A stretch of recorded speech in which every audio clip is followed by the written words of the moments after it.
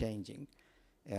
We are having this discussion about the free flow of trade, free flow of data, and many other things like the AI discussion in the past in the last sessions.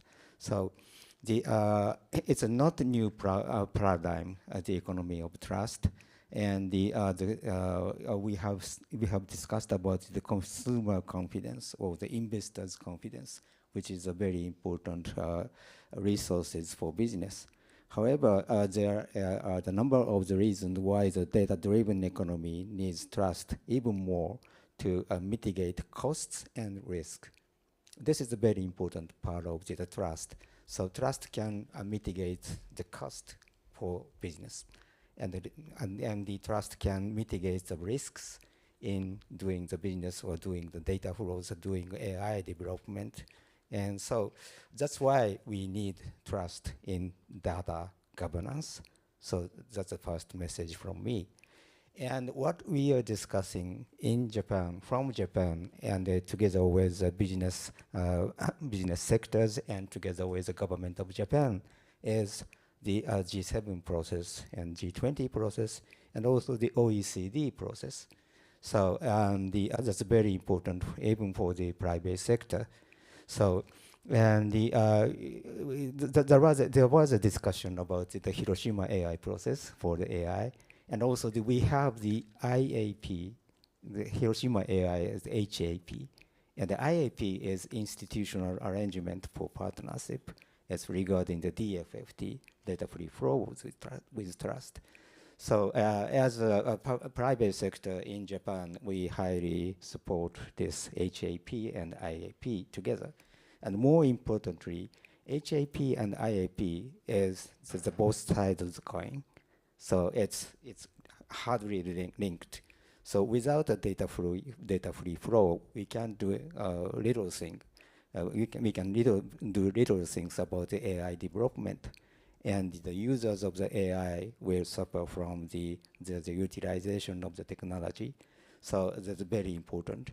And the AI can do something about what in the issue in the data. So someone talked about the younger generation protection. So the misinformation and disinformation generated by AI, artificial intelligence, the fake news is the big problem in protecting the younger generation. So that's why, as I mentioned, this is both sides of the coin, so highly related. So the next thing I want to talk about is why we need a data governance in free flow of data. So, and this is a fundamental question for business. Why do we need the data free flow with trust? It's a big question, and nobody can answer very fluently about that, but it is very important. So, yes, data governance can help to protect human rights, as you said, and in cyberspace and personal data protection and intellectual property and digital identity and digital assets like the crypto coins and many other things. And regardless and whether there is intent of deceive, it is very important for us to think about how we can tackle with these problems. So, and some of what we can do for them is tangible, and the rest of needs to be more deeply discussion. So, for example, the things standardization, you talked about that, and also the harmonization and the interoperability regarding the data governance is very, very essential. That is what we see right now. But there's much more what we don't see right now. So we have to coordinate all of the issues about this. The second thing, and is what data governance means for private sector. So data governance is essential for the private sector benefit. But I talked about is that will mitigate the cost and risk. So very important one. But what is more about that? So it will affect the revenue of private sector, a single company. There is a very good example in the ASEAN company, so as a telecom company, when they just cut, they just decreased the control of the data flows, so the revenue popped up very much. So that is a kind of the Netflix and the that contents delivery services. So that will affect the revenue of the companies directly, but there will be the indirect effect to the business, and we are not we are not still aware of. So that is very important one to discuss about that. So, and thus, I want to emphasize that the importance of the trust in the data-driven economy. So that's why I raised the word, the economy of trust here in this session. So, and I will spend a second for the ICC's Digital Economy Commission's work, which will include the white paper on the government access to data held by the private sector. So maybe Timea can provide the hard copy or link to that, the great report. And also we are preparing the non-personal data report soon. So these will they will consist of the many principles or items for the consideration. So I recommend you to visit ICC's website to see what is discussed here in this private sectors. So that's me. I will stop here. So thank you, Mike. Yeah, back to Timea. And thank you for the shout out for ICC's work. And I do want to thank you to some of the panelists that I know they have to leave. So thank you so much. For those of you who need to step out, please feel free to do so. We will continue. And for those of you who are interested in the ICC work, please pass by our booth. There's a QR code you can scan, and you'll find all of our papers there. We're very happy to have a chat with you about what's in them. But I want to open this conversation up now to the rest of you in the room and around this table. And there's some free seats, so feel free to come up and sit. And ask any questions that you would like, or maybe share any ideas on how you see data-free flows with trust. How do you see responsible data governance at international, at national, and in between? Any? David, please. Can we get a microphone there?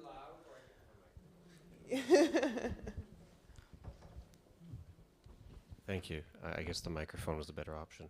And sorry, we've talked about this session for a while, and I think I'll throw up the softball. I mean, I think one of the issues, and similar, probably will come up somewhat in my presentation, is a bit of ideological contradictions. We have sort of different ways of looking at this issue, and I guess maybe Miko's the question really is, we talk about data-free flow with trust. I mean, there is an alternative narrative out there about the value of data localization, and it's not necessarily one or the other, but I mean, it does have impacts a bit earlier to Renata's comments about the inherent strategic value of data. And I guess I was just curious, perhaps to bring the two together, what is DFFT, so the free flow of data value prospect, say, versus the data localization value prospect, and what are the sort of pros and cons? Either of you would like to take that question? Matt, please, we can get a microphone there. Thank you.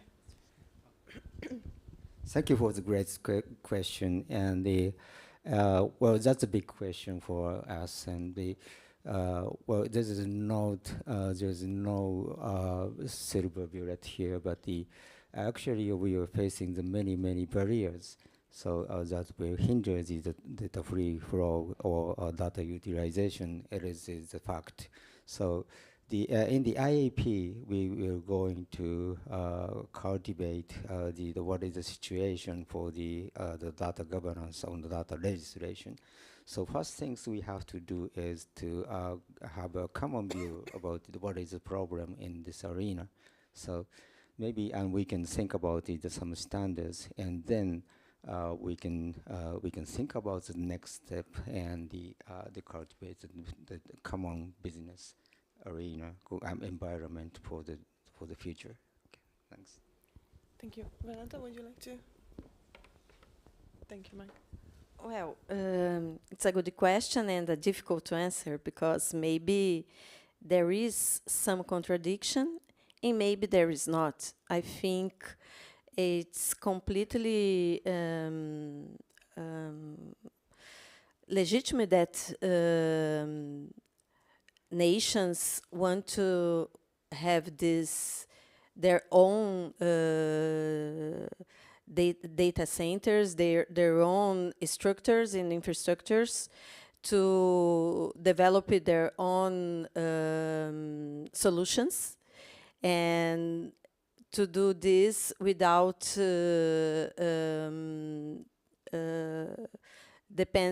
without a dependence from the countries and companies that today concentrate the large volume of that data. But this is not a problem because I think this can be done, and we have the other without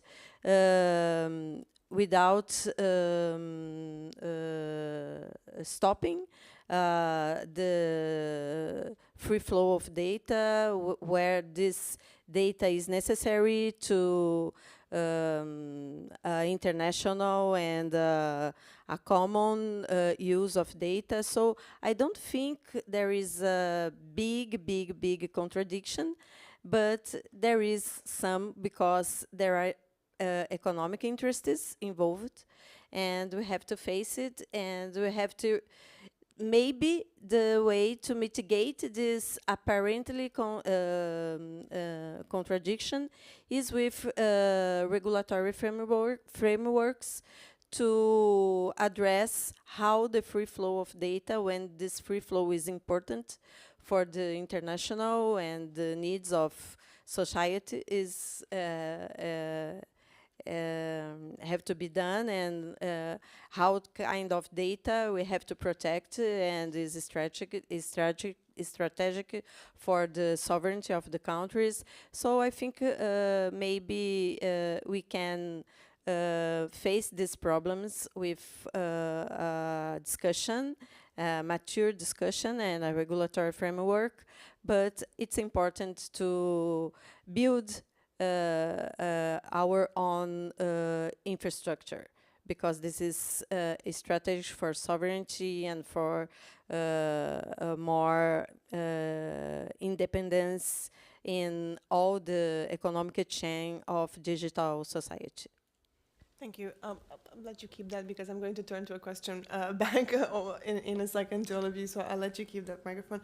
But since this is a session by ICC, I won't feel too badly for plugging in another ICC paper on this. If you go to our website, there was actually an interesting report produced by my colleagues in our trade division that looks at the development impact of data flows versus the development impact of data localization, and try to address this question that you asked, David, whether or not there is how much is to gain from either or, and is this really an either or situation, and do we need to choose, or how are we looking at benefiting from what data has to offer when it is shared and flowing across borders? So I'm not going to share everything in that paper, but please go to the ICC website and you will find it there. If you don't, send me a quick message and I'll send it to you, just for another extra perspective on this matter. But I'm going to turn back to the panel and ask you for your takeaways and lessons that we should bring from everything that you've shared here as we're looking into global mechanisms to govern data. What is it that we have learned so far, and what can the IGF take forward into international spaces in this? Well, I don't know. It's a very important question too. I think we have to strengthen the approach of multi-stakeholder governance, because it's a wise way to construction the better governance for the not the only the protection of human rights, but also to face the data governance as an element of all this discussion about AI and other uses of our data. So I think the IGF maybe needs to strengthen this approach with more contribution from the academic field, because I think the university and all the knowledge they are developing in this area is very important, and maybe give us some highlights in how to face the new challenges. I don't know, but I think this is a way that we can go for it. Multi-stakeholder contributions to global policy processes. I think that's a very strong message to take forward. Thank you for that, Renata. Mac, what are your takeaways from the discussion that we can learn? Thank you so much. And I should be quite brief. And well, everything has spoken by the Mr. Miele and the many others. So, well, just one thing, you just emphasized that the linkage to the trade policies. So, well, that's what I didn't touch upon, but this is very, very important to think about because the trade negotiation, trade rules really affect the private sector's business.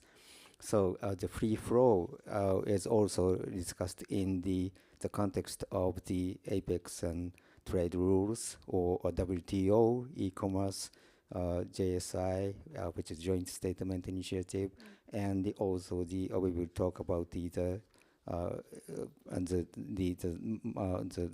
moratorium about the e-commerce and taxation. So those sort of the things will be very, very important for us. So this is highly related to the trade data governance issues. So, and it's a real arena for us to send our voices. So that's something, and I had in my impression. Thank you. Thank you, Mac, for that. So pair multi-stakeholder partnerships with holistical considerations of the policy space when we think about data. I think those were two great takeaways from the discussion.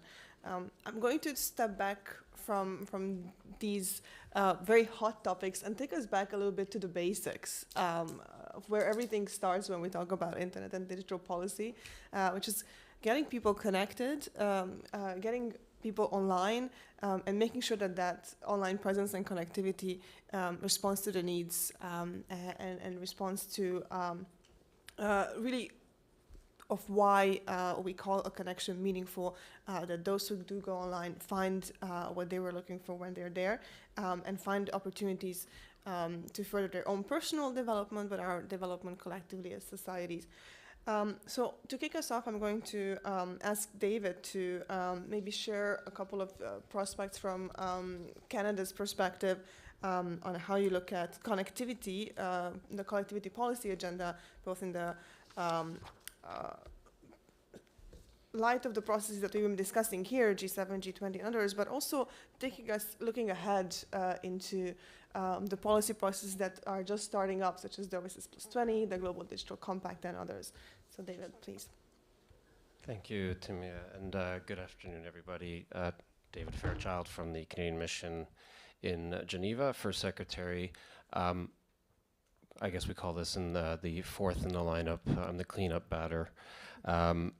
Timea asked me to do a bit of a sort of horizon scan, a mosaic. My job is horizontal, and so I have my fingers in many pies, whether it be cyber, digital, and tech related. It's purposely done this way, and so that we can start to identify connective tissue between different multilateral processes. And I think it's an important function because the bottom line up front for me, so the punchline to the story really is at the global stage now, we're faced with both a horizontal expansion of the debate, but also increasing vertical entanglement of the issues. And I describe it as a T. The vertical is the governance, the horizontal is the policy application issues. And I think between cyber, digital, and tech, each one is at different levels of maturity. But what we're seeing is a lot of dilettantes and neophytes having to jump into this conversation with varying levels of understanding. And I think that is both a benefit, because I think sometimes fresh eyes is a great way to review perhaps long-standing issues, but it also does increase the risks that we end up down policy tracks and conversations that really fail to misunderstand perhaps some of the substantive background. So, and I think the other thing, reality is, I've only been doing this for 2 years, so my knowledge base isn't as deep as, unfortunately, some people in this room who've been here since the beginning. And so it's fair also to assume that the political context in 2003, the political context of 2013, and the political context of 2023 may be very different, but also probably very similar. And of course, for the old timers, maybe a little more gray and a little longer in the tooth, but I think a lot of them tend to say it's the same conversations about the same issues. It's just that it's happening in a different way. So 2003, we didn't have Google and we didn't have Facebook, but thankfully we also didn't have cat videos. Today, all of those things are an ubiquitous part of our daily lives. Yeah, so I won't really go through the long history, but I think it's really important to understand the foundations of what is the IGF, what is WSIS, because really for Canada, like many countries, it is the premise on in a strong multi-stakeholder environment. And I've said this before, and I firmly believe this, the DNA of this ecosystem is equal partners. The internet is not owned by member states. It is, part and parcel. The private sector today has a very strong role in providing security to member states in terms of their online services and GovStack. So we are in a very different policy space, but unfortunately, of course, the reality is the UN is 80 years old, almost. And so is an analog system trying to now deal with, in a way, some digital problems. It's a constant issue, and one I think that we're struggling to deal with in this current climate. And I'll sort of fast forward quickly, because I can spend as long as you give me talking, and I apologize for that. I tried to frame this in the last years as the drive to 2025. And because I sit in multiple buckets, there is a concerted, or has been a concerted effort to get to a culmination point in 2025 on a number of processes that has been engineered that way. Whether it be in the cyber context, we can look at First Committee Open-Ended Working Group, we can look at the GGE on lethal autonomous weapons systems, we can look at outer space. There are concerted efforts to drive agendas forward to a very specific time. 2025, of course, we all know, is a very important year in the digital ecosystem with the WSIS plus 20. We can look into the digital ecosystem, of course, and we did have WSIS plus 20, we have IGF plus 10 coming up in 2025, and then we got a new kid on the block which suddenly popped on the radar, which was the Roadmap to Digital Cooperation, which became the Common Agenda, which has become the Summit of the Future. And while we've spent a lot of time fascinating on the Global Digital Compact, I posit that there are other elements to the Future Summit that need paying attention to. The new Agenda for Peace, the outer space, and info integrity are sort of critical elements that deal with parts of the policies, AI being one of them, but certainly cyber and emerging tech as both something that's going to provide benefit, but also has risks to it. And I think the SecGen was very clear. The UN needs to be fit for purpose, and what it needs to be fit for purpose for is the 21st century, which is going to be a digitalized century. And I think this goes back to the origins of what is WSIS. It's about getting to the point where we have achieved the information society. So I think in 2003 we got it right, but the context in 2023 is totally different for those conversations. We're doing well on time? Okay. What is happening now, and I think the core issue, I think, for a lot of member states is, of course, this new context to this conversation is being layered onto very old fault lines and lines in the sand. And we know very well IG has been a long-standing issue between different countries, different blocs, and different ideologies. And I won't name them, but I mean, if you were to look at the DFI and what really is the grounding statement in the declaration, and I pulled it up just to make sure I don't make a mistake, differs very much from others. You know, we have two very different ideological expressions of what is internet governance, what is the internet, and how member states should or should not be in control of it. That hasn't gone away, and is only being further stressed as things like AI become even more pressing policy questions. And I think, without naming any member states, without naming anybody in the room, I think we all can understand from a member state's perspective, not necessarily those who are very clear on which side of the fence they sit on. For many countries, they're stuck in the middle and trying to figure out where this is all going to land and how this is or isn't going to be beneficial for themselves. And so the policy choices member states are having to make are certainly being affected by the international. Well, I had a lot more in here, but I think I'm running out of time. I think the next bound for me is then the push to 2030.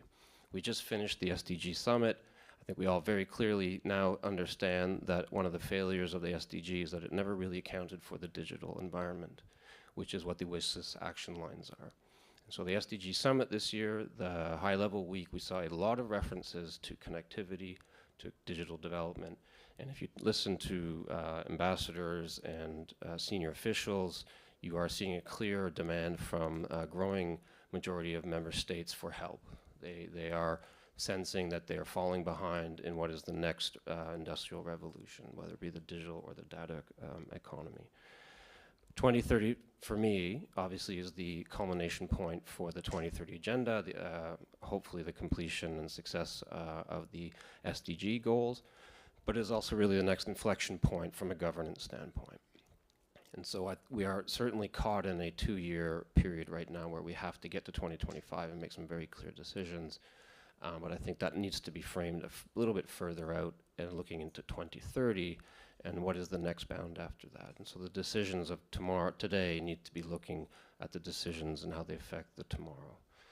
I think I'll stop there.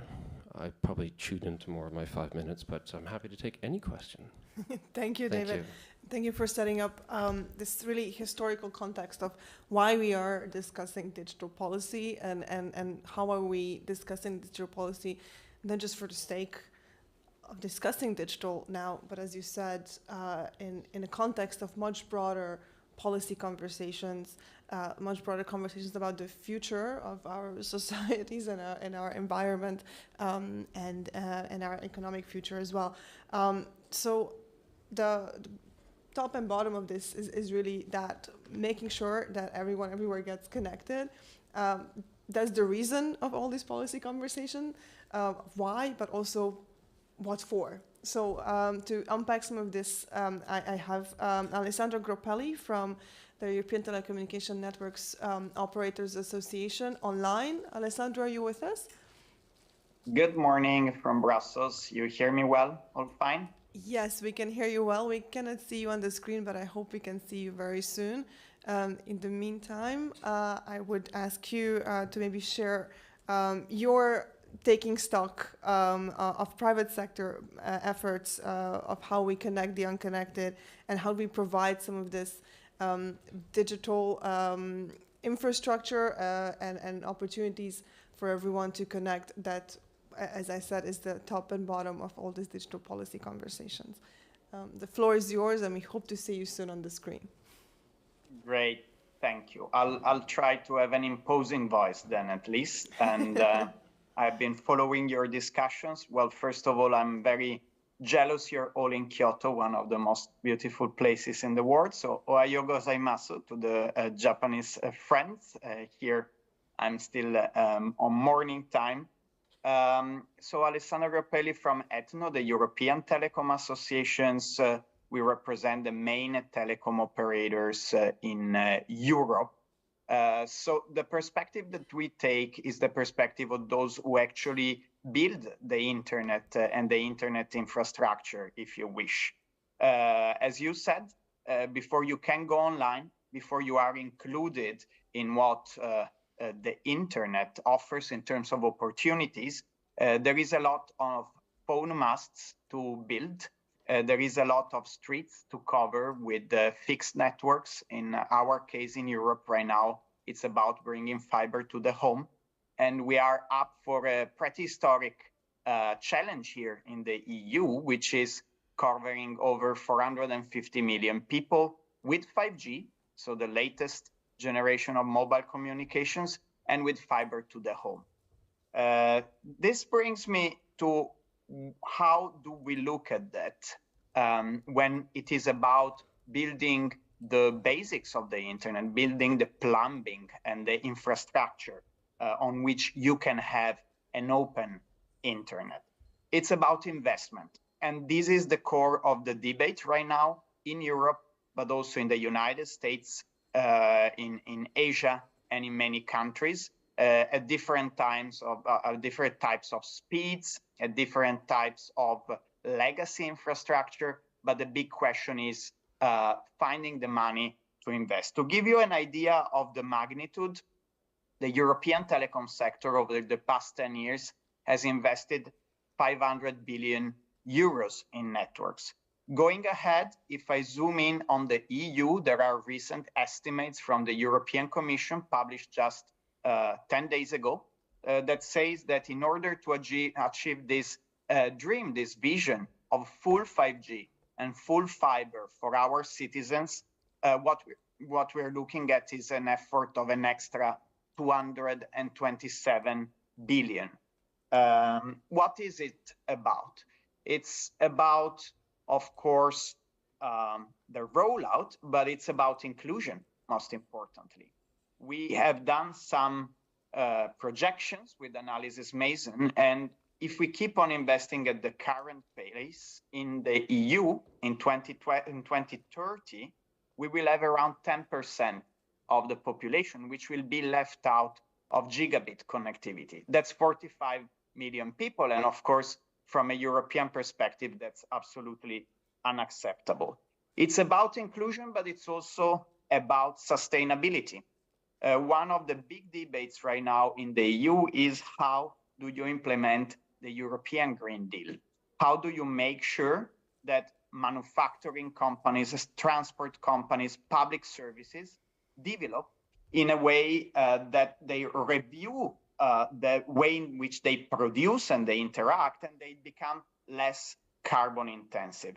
Clearly, digitization and the use of digital tools has a major role in this, which is why here they call it the twin digital and green transition. They go together. And if you don't have those networks deployed in an inclusive way, then you don't get there. So it's about also the achievement ultimately of the sustainable development goals in UN speak, if you wish.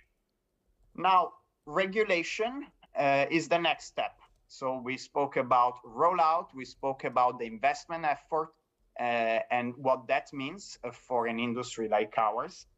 The rules of the game, the rules at which telecom operators can deploy this network and interact with other people in the ecosystem, of course, create a delicate chemistry that can either stimulate that investment environment to ensure inclusion and rollout for inclusion, or it can basically hamper it.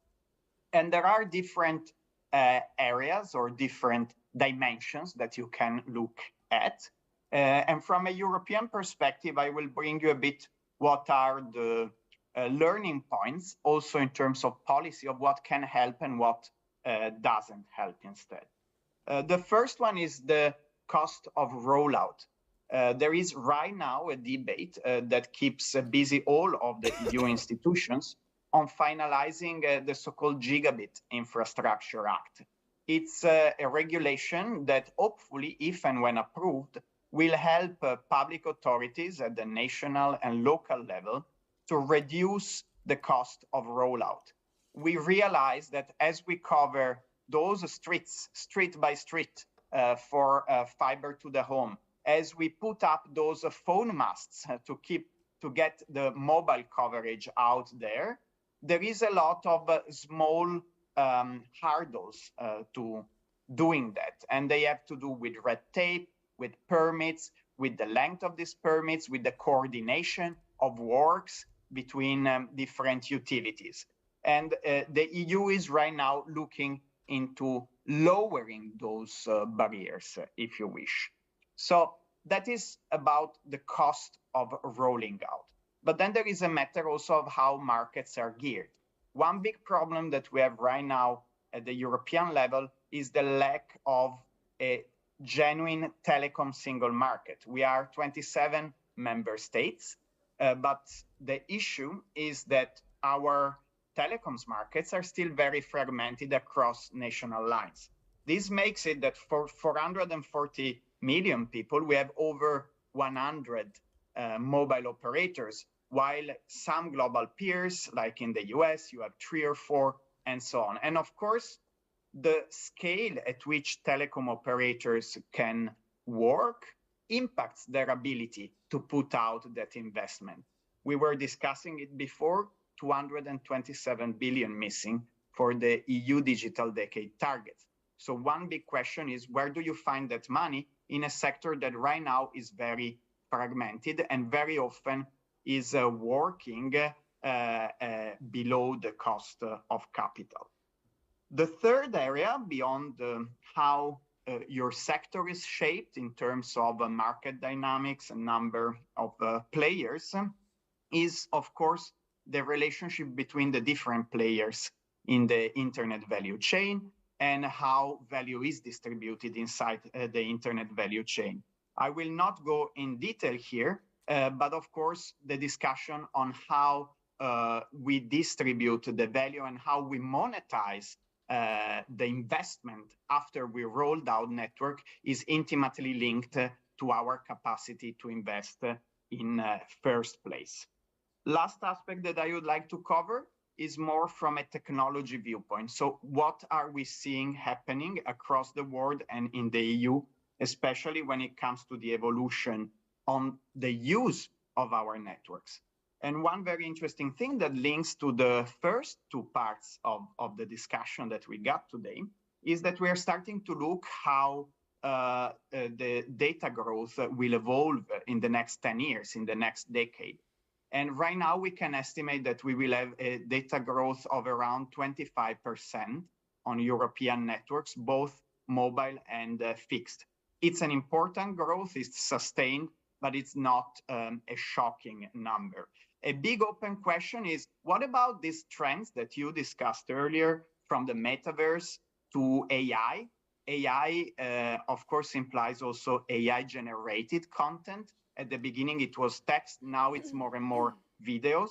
And VR and AR. There were some important announcements by global players on launching VR headsets that might become very famous. So right now, there is an open question as to how these big trends will create opportunities or risk and threats for telecom operators as the data usage evolves, and maybe it becomes less human and less controllable by humans, and it becomes more AI generated.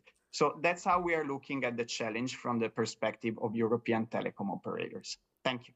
Thank you for that very comprehensive overview. That was quite a lot of information packed into that presentation, but a lot of food for thought. And if I can again live with my right as moderator to plug in a policy product from ICC, our white paper on delivering universal meaningful connectivity really speaks to the heart of the matter that you raised here. Is how do we find innovative financial, technological, and regulatory solutions to advance connectivity that is responsive also to the ecosystem view that we see when we look at the internet, that brings together elements that you've mentioned, the infrastructure, the services and content that drives that infrastructure and the willingness to connect. And then, of course, how do we look into the skills and the ability of users to use that infrastructure, to use those services and content, create them themselves, and participate truly in this global digital economy and the internet that we have. So to talk a little bit about those ideas and take stock of the private sector efforts from a different part of the industry, but a very important part of the industry, I'm going to turn to Thomas Vollmer from Netflix, and I will have to thank you for your patience. Somebody has to go last, and you've been very, very gracious in giving us your time, listening to everyone who spoke before you. So we're very eager to hear from you. We need a microphone here, please.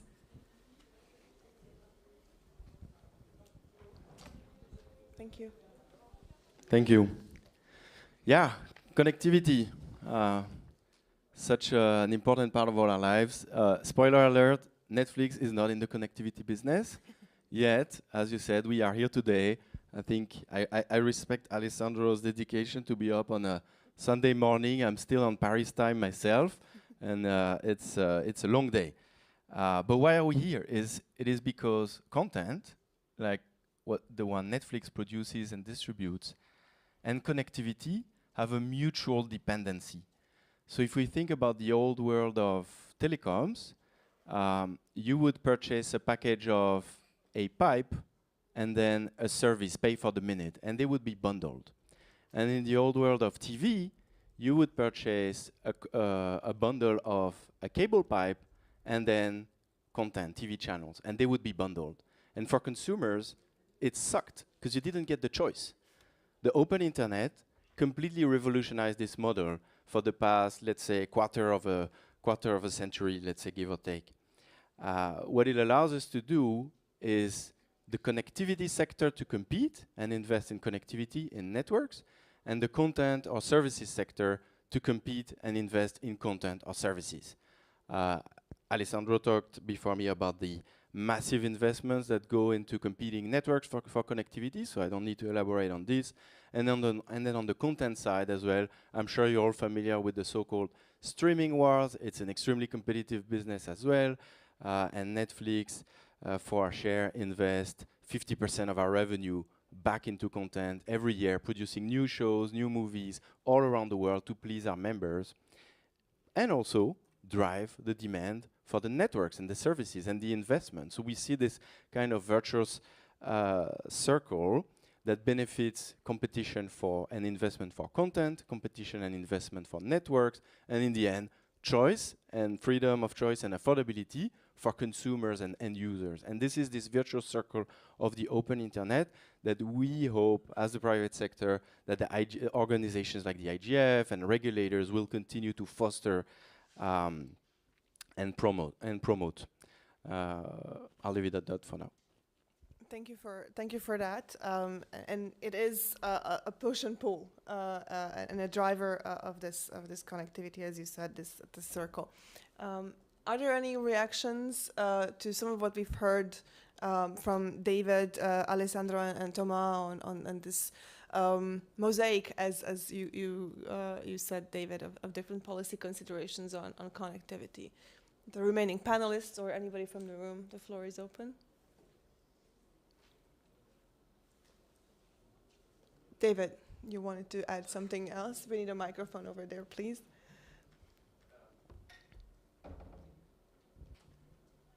Nobody likes dead air. It's interesting, very fascinating, because if you're in Somalia, what you just said has almost no meaning in terms of connectivity. And so the complexities of the problem is that on a sliding scale of connectivity issues, at the very high end, which is, in the more advanced parts of the world, there are really complex and complicated policy problems, but that is on a sort of distant future for 2.6 billion people who have zero connectivity. And so the complexity of the policy space is, this is all happening, unfortunately, as what's the Oscar-winning movie? It's everything all the time, all at once, whatever it is. and what it's playing out in the dialogue at the multilateral level. Countries who have the same rights, the same voice, the same interests, or different interests, but the same voice and are at the same forum. So we are essentially talking about the same words, using the same words, but with very different meaning and very different intent. And I think this is what is different in 2023 is I think a lot of the global majority and a lot of the, G77, the different, the non-first world part of the globe are beginning to realize that they need certain things that the processes are not delivering. And I think that's become more evident as the years have gone on. Thomas, please. Thank you for the collaborative spirit on the panel. Yes. No, thank you, David. I think what you're touching upon is of course, the so-called digital divide. I mean, of course, there's a kind of hierarchy of needs, right, and a pyramid of Maslow. So, of course, certainly in a place like Somalia, access to movies and TV shows and pay TV, probably not the first priority. I do want maybe to illustrate a couple of things that Netflix is doing, maybe in different markets, and some examples. I think today, in fact, hearing from some of the experiences around the world in Japan and in Brazil and India, I think can teach us a thing or two as well, and then maybe elaborating on the framework that Alessandro kind of suggested. I think we're talking about coverage for next generation networks. Adoption is equally important. I think Europe is on track to get to 90% fiber coverage by 2030. It's an amazing achievement. Yet 1 in 2 households in Europe actually subscribe to fiber. For me, as a tech enthusiast, I find it amazing that someone can get fiber and chooses not to, but it exists. It's a fact. And so clearly, on that end of the market, let's say the investment in content, driving the demand, driving adoption, is the driver, specifically for investors. They look at how homes passed, they look at adoption rate, and that's the revenue they factor in for their investment. So it's a really, really critical piece of the puzzle. And then maybe to touch upon the more hard-to-reach areas, and also the theme of efficiency and sustainability that was mentioned earlier.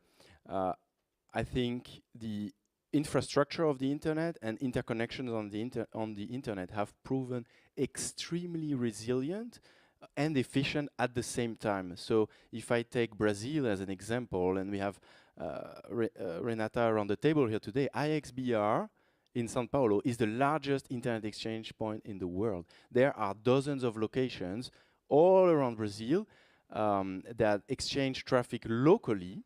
And this has enabled a swarm, I don't know if that's a proper word, of small ISPs that compete for connecting people in the harder to reach areas. Humbly, we do our part. Netflix has a program called Open Connect where we store content locally so that when people press play, the video comes from right around the corner. It's better quality, it's less network cost, it's better performance for the end users. And I think in Brazil alone, we have over 1,000 caching locations in the country, in all those various locations, helping to drive adoption of those networks. I'll take just a couple of examples from today. I think on either side of, let's say, development, Japan on track to get to, I think I hear well, 99.9 very high speed broadband coverage. And they laid out their roadmap really clearly, competition, stimulating investment, and then looking at the demand side. And then looking at the demand side. That's really kind of the winning team here. And of course, smart policies around telecoms, around spectrum allocation, subsidies, or universal service. And then India, in the past decade, TRI has reported that the share of data services in ISP or in MNO revenue has multiplied by 10, went from 8% to over 80%. So now over 80% of mobile revenue is just data. And this has created almost a doubling of revenues for MNOs in the past 10 years, and multiplying the amount of people in India that have access to the internet by 4. So you see a number of success stories and the levers that they have used, this competition, this driving of the demand, the smart policies around spectrum subsidies, etc. So I think there's a huge task. There are big numbers of dollars, but the recipes are known because we see it. We have seen the Indian experience, the Brazilian experience, the Japanese experience, and Europe as well, of course. If Europe is on track to be at 90% by 2030, they're already on track for 90% in Spain, in Lithuania, I was hearing earlier this morning. So the recipes are well known, and so I think continuing in that track, continuing in preserving the open internet is what is going to get us there. Thank you. Can I maybe Yes. loop in from Sure. distant Brussels? Go ahead, And Alessandro. maybe my comments here are of two types. I think the point that David brought up is very important. And I know that many of our members, for example, are also active in the African continent, for example, and they are working there to bring out the connectivity. Of course, the premise is different because there is no legacy networks in many cases. And legacy networks are a curse and they are a blessing. Of course, they are a blessing because, for example, in Europe right now, we already have very good internet that reaches everybody to the point that, as Thomas said, many people are just happy with what they have and they don't see the value of shifting to fiber. On the other hand, they are a curse because when you have a legacy thing, you need to change it and you need to ditch it and you need to build something new. So sometimes it's easier to build it from scratch than to reform something old. And this links also to the regulatory framework. And I think it could be also important for other areas of the world to learn about the good aspects of the European regulatory framework and of its limitations. One of the big issues we have right now in Europe is that we are still promoting that competition based on the old networks, which is basically a price competition to push down retail prices. But on the other hand, we would like to have those operators who are investing in fiber to make money out of their big 227 billion investment. And if they have return of investment, they will invest faster, which is the reason why right now we have, as also Thomas was saying, 90% covered, but 45 million people that virtually in 2030 will not have access to that fiber, which means roughly 4.5 times the size of Portugal, which is, of course, from our perspective, not ideal and not where we want to be. And so now there will be reflections on how hopefully fix that gap and that shortcoming. The second consideration, very fast, is reverse innovation. By being present in many countries outside the EU, we see that our operators very often get inspired by what happens in these countries and then bring it back to the EU. One very good example is mobile payments. Mobile payments were born first with M-Pesa in Central Africa, and then our operators brought them back in Europe. Again, there in Europe, we have this big infrastructure of the banking system, while M-Pesa was built to respond to the need of bypassing the lack of penetration of the banking system. But then we found out that it could be attractive and interesting also in Europe, and we brought it back. So these were my 2 points on David's angle, which I think is extremely important, especially in the context in which you are now. Grazie, Alessandro. So I'm going to give an opportunity for Renata to react as we heard from Thomas on Brazil. Well, first of all, I would like to thank you for mention our IGF project that we are very proud of, because it's a way to contribute to the resilience and the internet in Brazil. But I also want to say that I think certainly we have a very, very big challenge when we discussing how to to make policies to connect people in a meaningful way, because we know that we are very, very big asymmetries and we have to face it. But I think the answer is there is not only one answer. There are a lot of initiatives, public initiatives, private initiatives, and community initiatives like networks, communities networks, and other things that we can do to spread the connection and diminish the inequalities in this way. I don't think I don't think it's easy to do, but in Brazil, with this project that connect the contents all around the country, we are trying to contribute with this challenge. Thank you. Thank you, Anita. I believe you had a question, and thank you. Thank you for the microphone. Thank you. Hi, thank you. Just two quick points. One is with trying to balance the competing interests in some ways of the the network operators and the content providers. I think one of the challenges for the network operators is there's limited, sometimes no, revenue upside when more content is consumed, but there is a cost implication from having to constantly upgrade the back-end infrastructure. So I can see why, I guess, the telecoms operators would feel the need to try and recover that cost from the people that are effectively imposing the cost on them. And I'm sort of neutral in this debate, but I can sort of empathise with them. The other challenge for from an inclusion point of view and dealing with the excluded, often that would be a project that will be taken on, say, by governments to subsidise the rollout.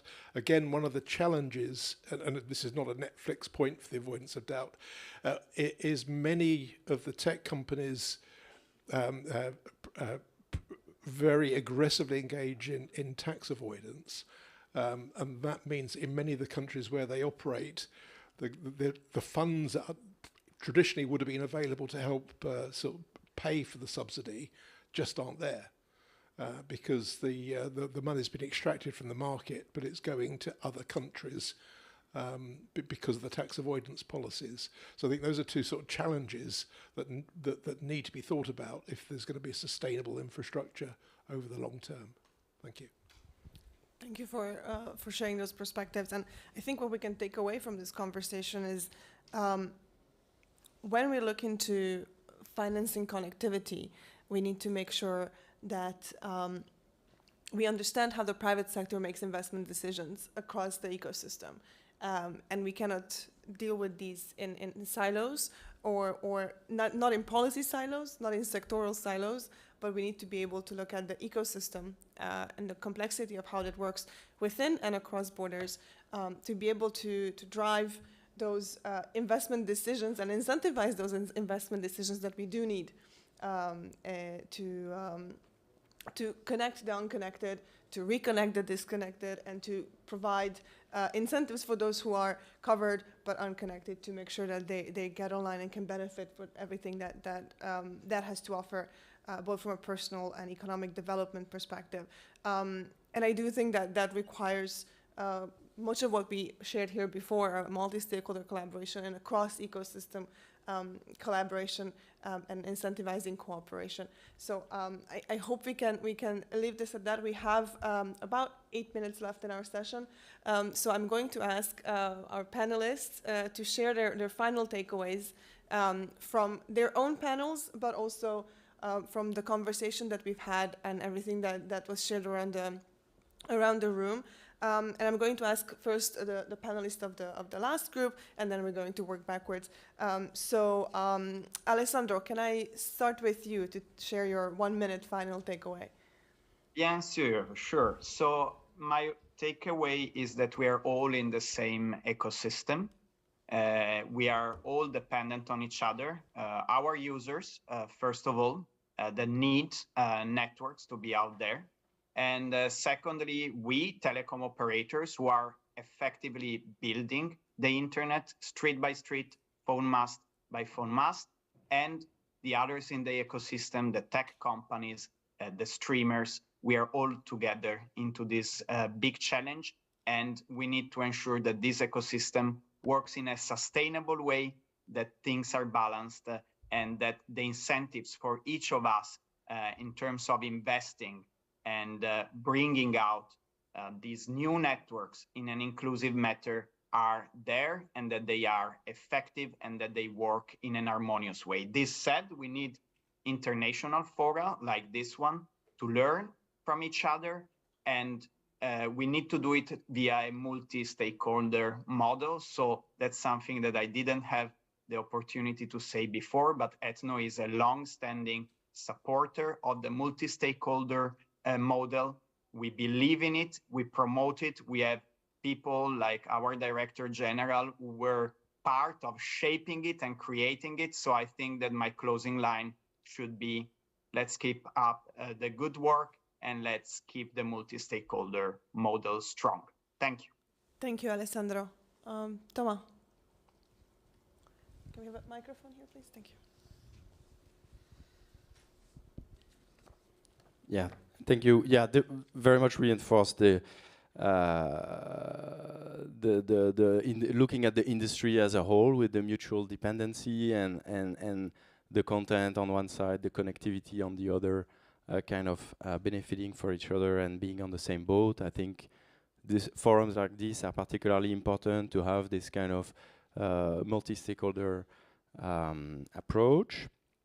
I think we see the virtuous circle in action with the examples I've given, you know, this India, Japan, Brazil. I think there was a question, a concern like, oh, is there a downside to the growth in demand for internet connections? I think in the past decade, internet traffic has grown over tenfold. In the decade before that, over tenfold again. That's over 100 times. The cost of networks keep going down, down, down. And so I think it's thanks to this collaboration, thanks to these efficiencies, that you keep seeing those high traffic growth, high demand growth, and then improving results all along the value chain. Thank you. David, can we ask for 1 minute takeaway from the conversation? I will be nice. I'm just going to read two things. So I was sort of perusing the internet. These are not my words, but these are words that are available publicly, right? Jointly support the establishment of an equitable and transparent interstate system of internet governance while preserving the sovereign right of states to regulate national segments of the global network. Contrast that with the DFI event, if those who attended it this morning, just to give you an idea, these are very old issues. They are becoming more important and hotter in the current environment. I think they have been in a very long time. And I think, unfortunately, member states and all stakeholders have a part to play in this conversation. And I think for Canada, we certainly want to walk the talk on what we call meaningful stakeholder involvement. Thank you. That's a very strong support statement there for the multi-stakeholder model that all of you have been echoing. Renata, can I ask you for your final 1 minute takeaway? Okay. Just a thought. I think we have to see the 2030 agenda is more than just a set of goals to be achieved by 2030. It is a long-term vision for a more sustainable and equitable world. The next bound after 2030 is to build on the progress that has been made and to continue working towards a more sustainable and equitable future. This will require continued commitment and cooperation from all stakeholders, including governments, businesses, civil society, and individuals. And that's why we have to face the discussion about the WSIS Plus 20. This is a central discussion to continue this conversation we having today. Thank you. Thank you very much. Mark, can I please ask you for your final takeaway? Thank you. That was a great discussion here today, and I all agree with what was discussed here. And I found the main takeaway from this discussion was this year, 2023, is the year of the finding the pathway for the future. So I mean that there is some very difficult decision ahead of us. One is like the last session we have discussed about the connectivity, and I am just wondering what is the best point for considering the quality of the connectivity and also the capacity of the connectivity. So that's a big difference, and the way to achieve the goal is very, very different. If we put the weight on the connectivity or quality of the infrastructure. And like this, and we have a decision. We have to make a decision about which is first, governance or opportunity. It's like the AI sessions and also the data-free sessions. So I think in the future we will review the year 2023 as a big year for thinking about the future. So that's like this, and in this very important sessions. And thank you very much for joining this. Thank you very much. Our first panelist had to go to their sessions, so I will ask them to tweet out their takeaways. Maybe you will see them online somewhere. And with that, all that is left for me is to thank you for your resilience, for the past 2 hours, really talking through some very thorny topics there. But I think we've managed to progress a bit of that conversation. You will read a summary in our takeaway report. And I hope that we stay in touch, just like we did around this table, both with expert speakers and members of the audience. And see you next year at the next IGF and throughout the week. Thank you so much.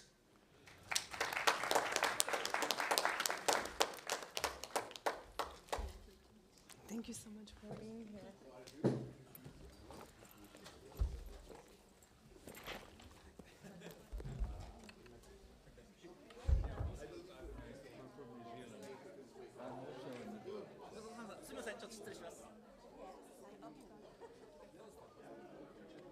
I wish we could talk not so much about the global south because it implies that there is a global north which is attacking us. And I hope that's not true. I hope. Yeah. Let's call it the global society.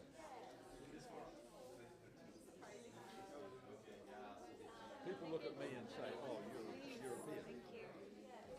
But I feel in the global south because I represent indigenous people. It's a different sensibility in this area. And the Pacific.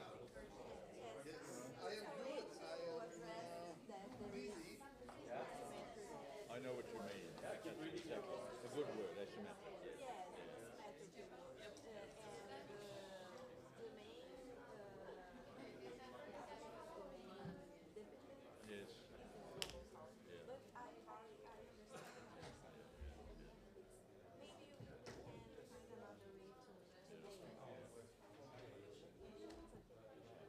A less provocative name. Okay.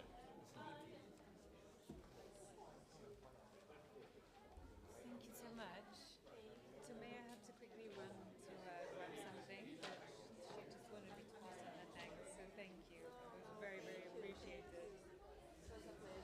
Yes, and we'll be posting and sending emails and things about it, so hopefully it'll be well captured online. Great. Thank you so much.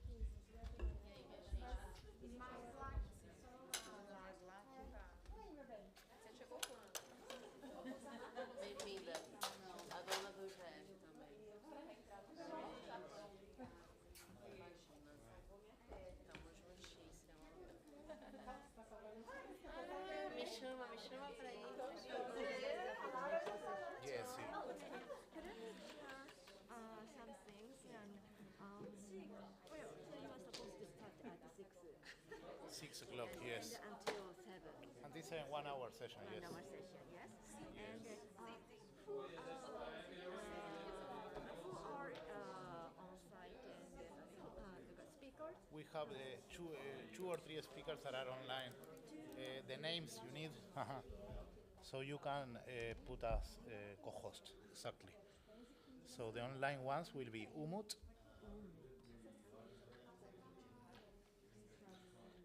Osvaldo is supposed to connect, but we will and see. Also Osvaldo. Osvaldo.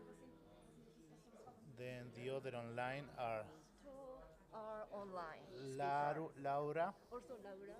Laura. Abu Diaz. And then we have another one that is, it writes like this, Benjamin. Oh, sorry, Abu Diaz. Abu Diaz and Benjamin. That is the other one. Abu Diaz. And also Abdias. Like with an I. Diaz. Abu Diaz. And Benjamin.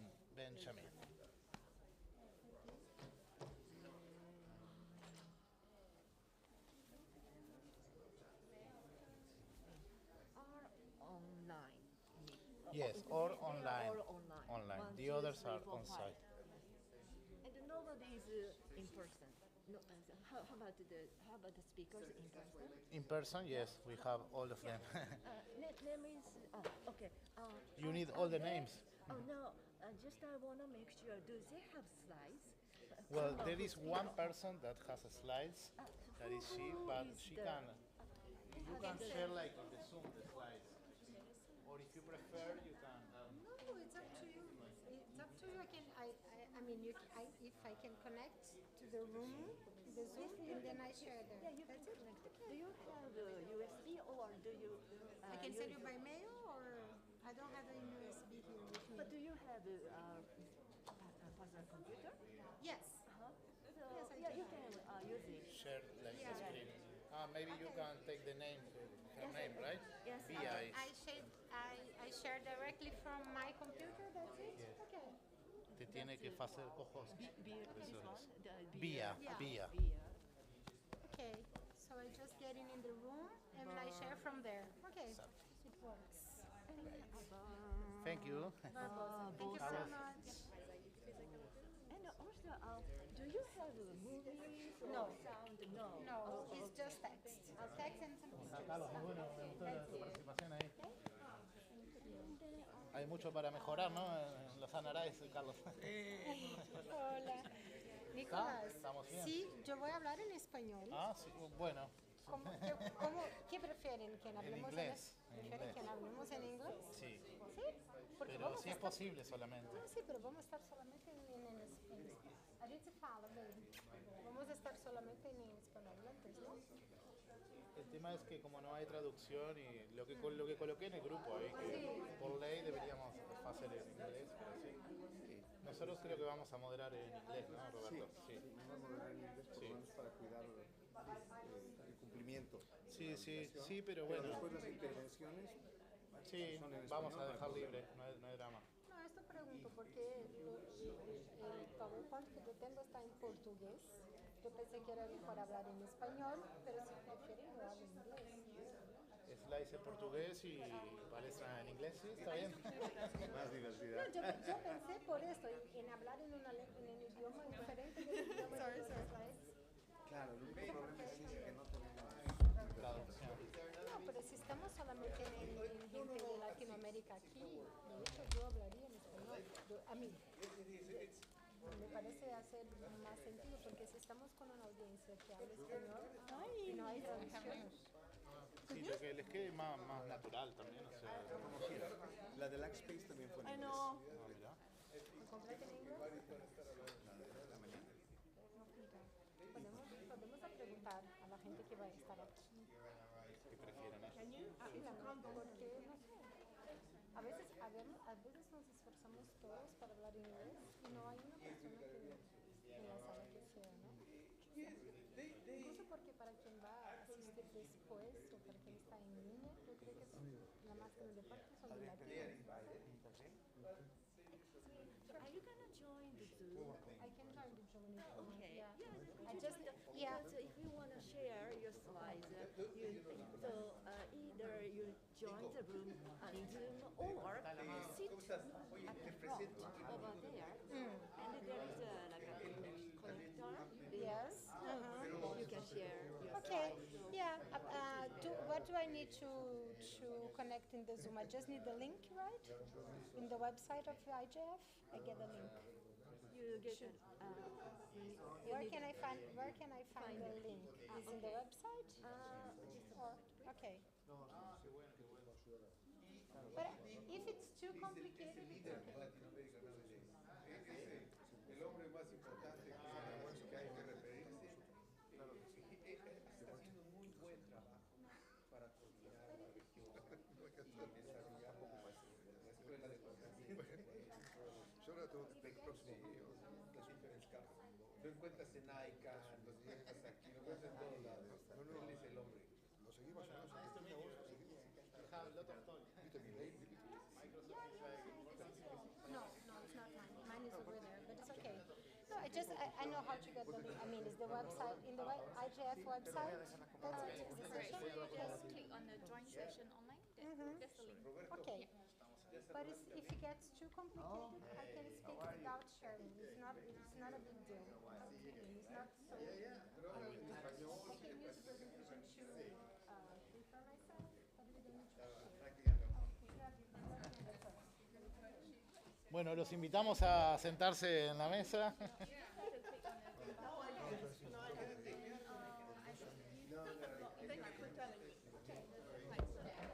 Sorry, I don't mean to intrude on your session, Olga. Okay, let's try to do this, but okay?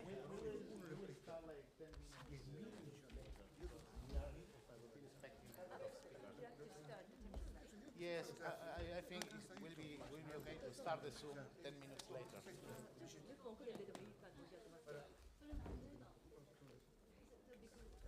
No, like 10 minutes past 6. For other speakers. Yes.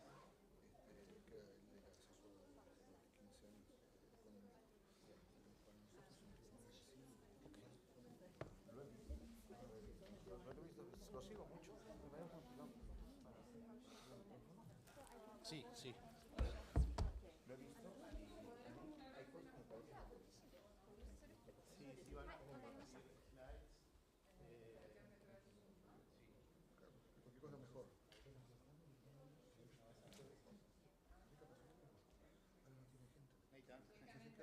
¿Viste cómo buscar una persona en el diario y dice, necesito un médico para ministro de salud en serio en el diario? Sí. ¿Qué pasa? Te contaste que cuando va a pasar lo mismo, pasó exactamente igual. Entonces no tiene que la estructura mínima argentina para ser presidente necesita 3.000 personas. Yes, because we'll be like 50 minutes, something like that. Okay, it's okay for us. El actual tiene 54.000. One more person that will share slides. Her name is Olga.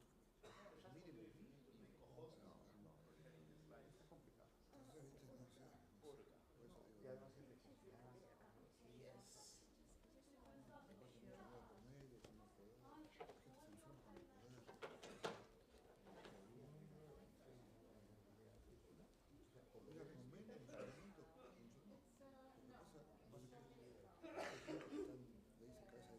Hello everybody, we invite all the participants to go to the main table if you want.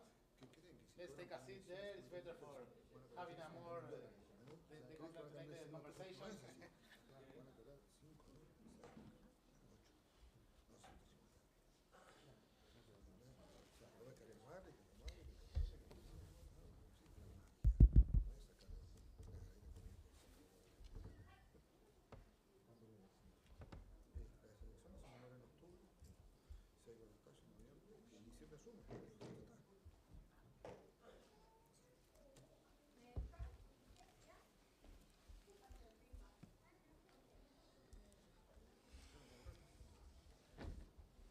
¿Y dónde están las lías? Supuestamente tenía que estar acá.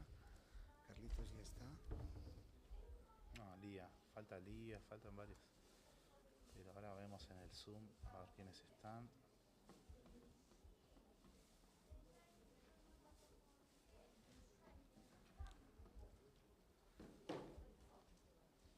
Julián. Faltan unos cuantos, che. Lo que pasa es que se nos cruzó con la del Leadership Panel. ¿Y están allá ellos? Ah, pero ya habían avisado. Pero bueno, en el grupo. ¿Ya les dijiste en el grupo? ¿No?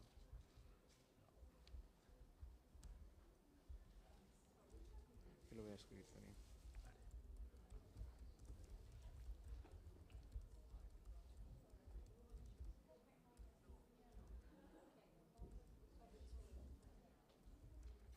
C1 es este, ¿no?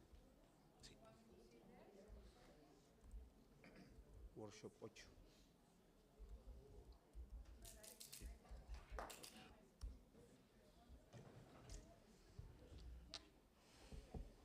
Gracias, Raúl. ¿Eh?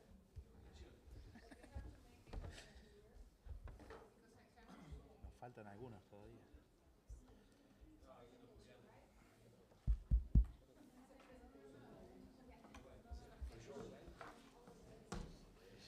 ¿Y alguien se conectará en línea? No. Laura se excusó, ¿no? Está con Sí, Laura se Fónica.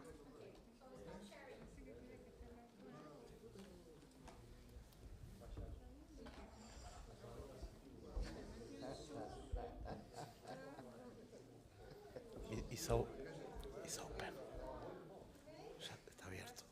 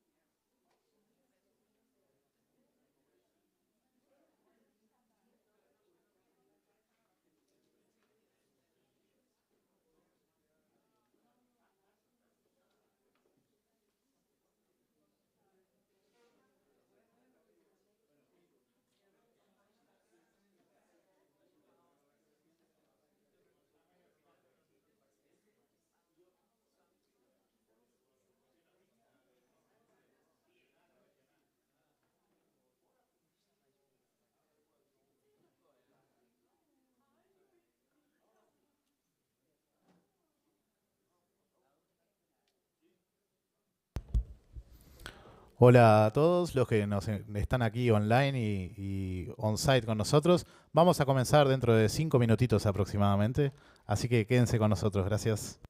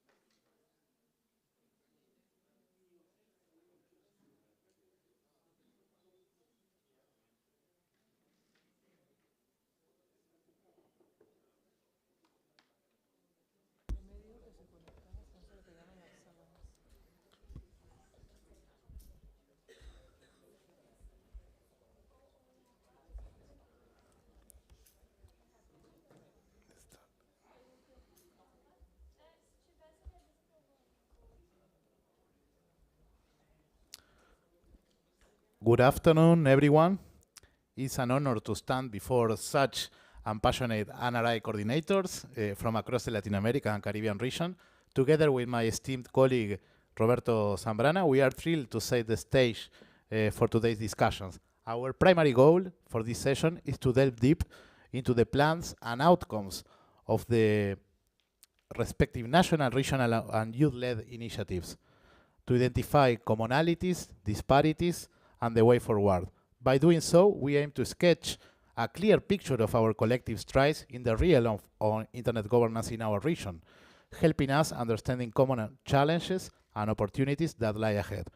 With no further ado, let's get started. I will pass the floor now to Roberto, that will present each of the NRI coordinators. Each of you will have a maximum of 5 minutes to speak because of time constraints. So, Roberto, the floor is yours. Thank you very much, Nicolas, and welcome also to everyone attending this session. I know that you are going to share all the results of your work in your different NRIs, so we are thrilled to know much about those. And we are going to start now, and I want to welcome Bia Barbosa, representing Brazil and Brazil Youth IGF as well. So you can share as you have the floor.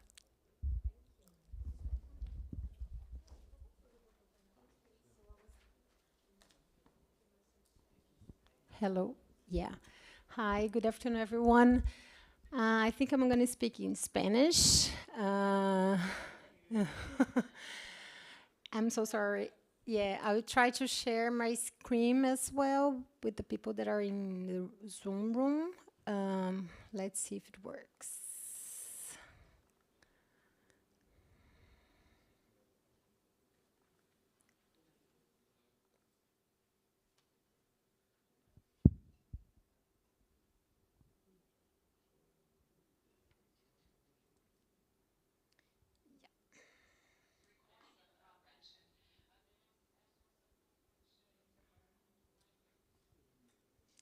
I'm so sorry. I was not ready yet.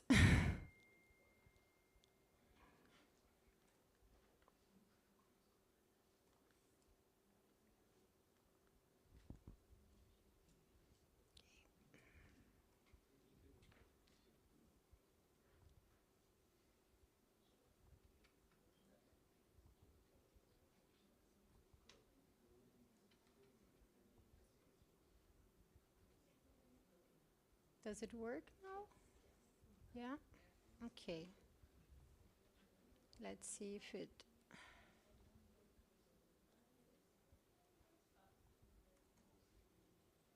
Well, I'm trying to use the slide presentation mode, but I mean, let's check if it...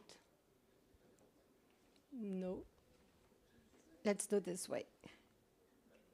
Okay. So anyway, it's... I'm going to change to Spanish. Bueno, muchísimas gracias por la invitación. Yo vengo del Comité de Gobernanza de Internet en Brasil y soy la actual coordinadora del programa IGF de Brasil. Tenemos muchísimos jóvenes del programa IGF acá que están haciendo parte de esta ponencia. Y gracias una vez más por la invitación. El programa IGF de Brasil empezó en 2015 con una resolución del Comité Brasileño de Gobernanza de Internet con el objetivo de fomentar y ampliar la participación de jóvenes en América Latina en el proceso del Foro de Gobernanza de Internet global.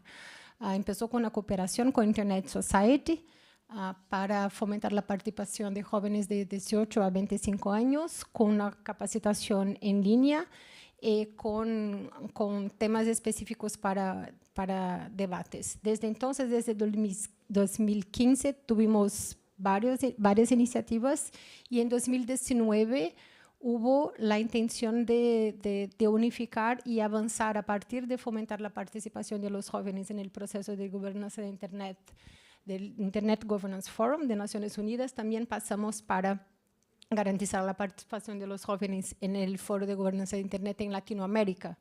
Y además de la iniciativa de Brasil también, que tenemos el Foro Brasileño de Internet, que es un evento preparatorio para el Foro de Gobernanza Global. Y a partir de 2019, entonces, los jóvenes que participan en el foro, en el programa brasileño, trabajan con un estudio dirigido que después le garante la participación en el Foro Latinoamericano y Caribeño y después en el Foro de Gobernanza de Internet. En 2021 no tuvimos programa por la pandemia, pero ahora estamos aquí con varios jóvenes que están haciendo parte de esta iniciativa. La idea es potencializar también una etapa inicial de aprendizado para los jóvenes en el tema de gobernanza de Internet, ampliar sus redes de contactos y permitir una experiencia internacional que posibilite después incluso trabajar en un contexto global sobre los temas de gobernanza de Internet. A cada año el Comité de Gobernanza de Internet selecciona 150 jóvenes de todo el Brasil que pasan por un estudio dirigido con grupos de capacitación, con webinars, y después 20 de estos jóvenes participan en el Foro Brasileño, 10 en el Foro Latinoamericano y 10 en IGF. Aquí hay algunas imágenes de los jóvenes del programa en 2019, en Bolivia también, y aquí en el Foro de Berlín, que fue el Foro de Gobernanza de Internet de Berlín. Temas del estudio dirigido, fundamentos técnicos de Internet, el ecosistema de gobernanza de Internet, principios para la gobernanza de Internet en el Brasil y en el mundo, y temas calientes de la gobernanza de Internet. Los criterios para la participación de los jóvenes después del estudio dirigido son el desempeño en este proceso, pero también una cosa que nos parece súper relevante e importante, la cuestión de diversidad. En un país como Brasil es fundamental garantizar la diversidad de género, de raza, etnia, de región territorial de Brasil y también de áreas de estudio, de temas de trabajo dentro de la gobernanza de Internet. El Comité Gestor de Internet viabiliza pasajes, los boletos de avión para viajar, a una ayuda de costo, y en contrapartida los jóvenes tienen que participar efectivamente y hacer un reporte de las actividades. Hay también un grupo de facilitadores que son participantes anteriores, de ediciones anteriores del programa, que colaboran con la selección de los 150 jóvenes y son los responsables por acompañar el estudio y durante los viajes también. Hay un balance muy positivo desde nuestra perspectiva, porque alcanzar el criterio de diversidad es siempre algo que tenemos que buscar más y más, porque en un país continental como Brasil es súper desafiador hacerlo, pero creemos que estamos logrando de alguna manera promover más diversidad dentro del programa. El desempeño de los jóvenes es excelente. Hoy hay jóvenes influenciando dentro y fuera de Brasil el debate de gobernanza de Internet. Hay jóvenes que participan del programa más de una vez, porque muchas veces no logran quizá ser elegidos para los viajes internacionales y después pueden volver a intentarlo hacerlo. Entonces esperamos que sea un inicio. Ya tenemos casi 10 años de programa, pero esperamos que haya una larga vida para el programa brasileño. Yo hablo también ya, Nicolás, del Fórum Brasileño de Internet, ¿verdad? Del Fórum.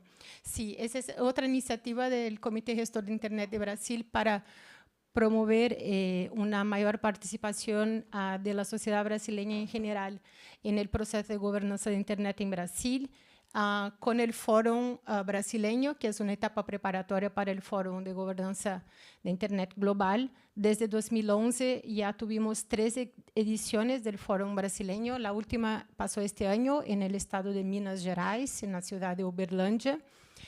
Este año, la edición del Fórum Brasileño contó con más de 1.500 personas participando, 600 en vivo, casi 500 en participación remota. Hay una llamada por proposiciones, por workshop, como se pasa con el Foro de Gobernanza de Internet también.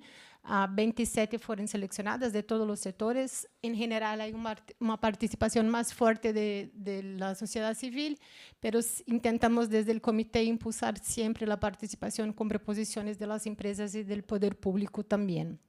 La sesión principal del foro este año trató de las perspectivas de participación de Brasil en el Global Digital Compact Process, pero también hablamos de regulación de plataformas, de soberanía digital. Fueron más de 90 horas de programación durante 4 días. con una diversidad temática súper larga, no se logra ver ahí, pero hay una nube de palabras con los temas.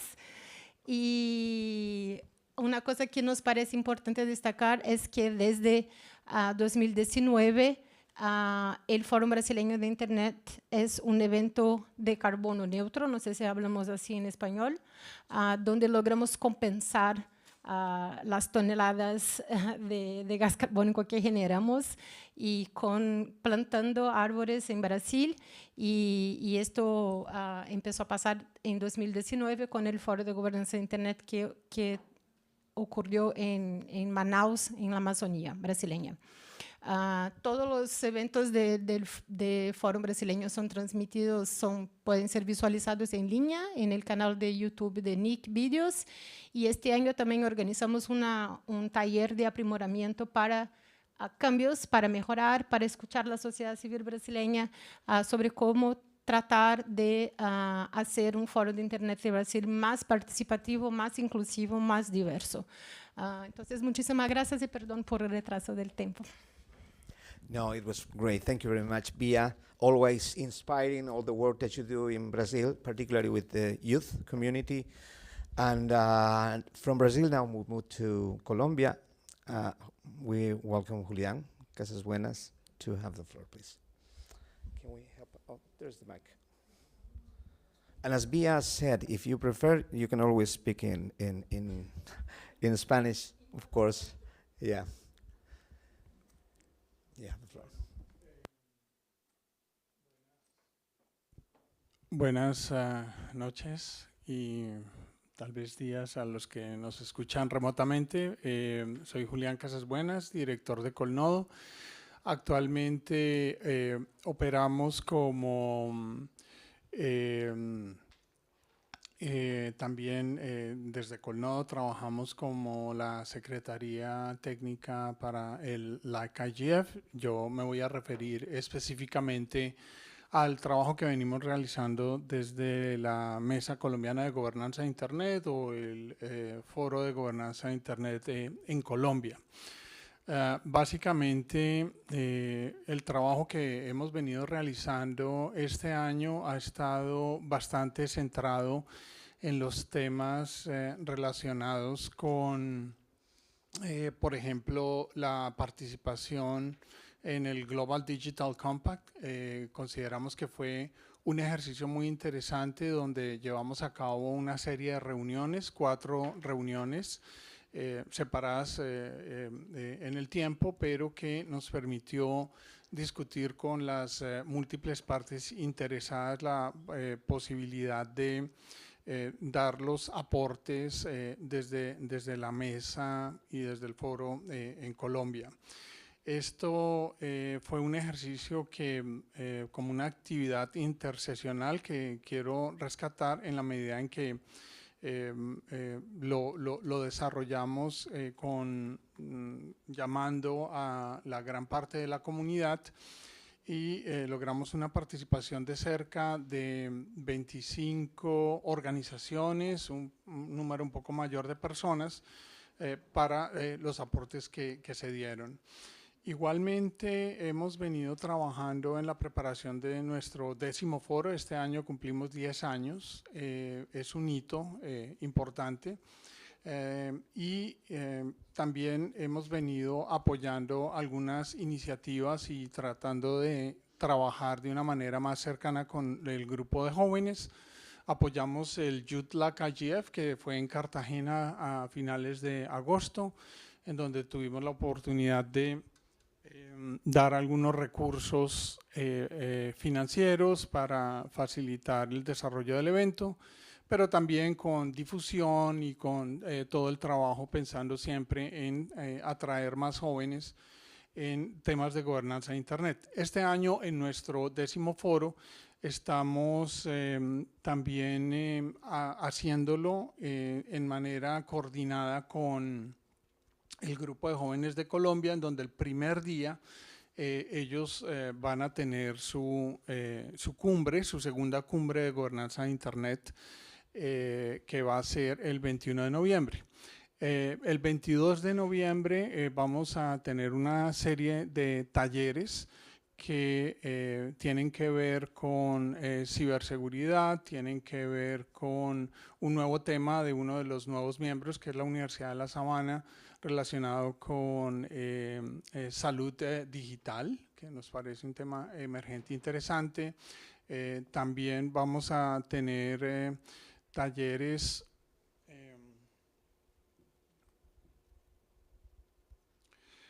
sobre blockchain y información y privacidad, y uno que siempre tenemos para los miembros que queremos traer al foro, que tiene que ver el modelo de múltiples partes interesadas. Este año también hemos venido estructurando los temas, están muy alineados con el foro global, que tienen que ver con inclusión digital, inteligencia artificial y tecnologías emergentes, ciberseguridad, cibercrimen y seguridad en línea, y también derechos humanos y libertades. Esa, digamos, es como la estructura que hemos planteado para el foro de este año.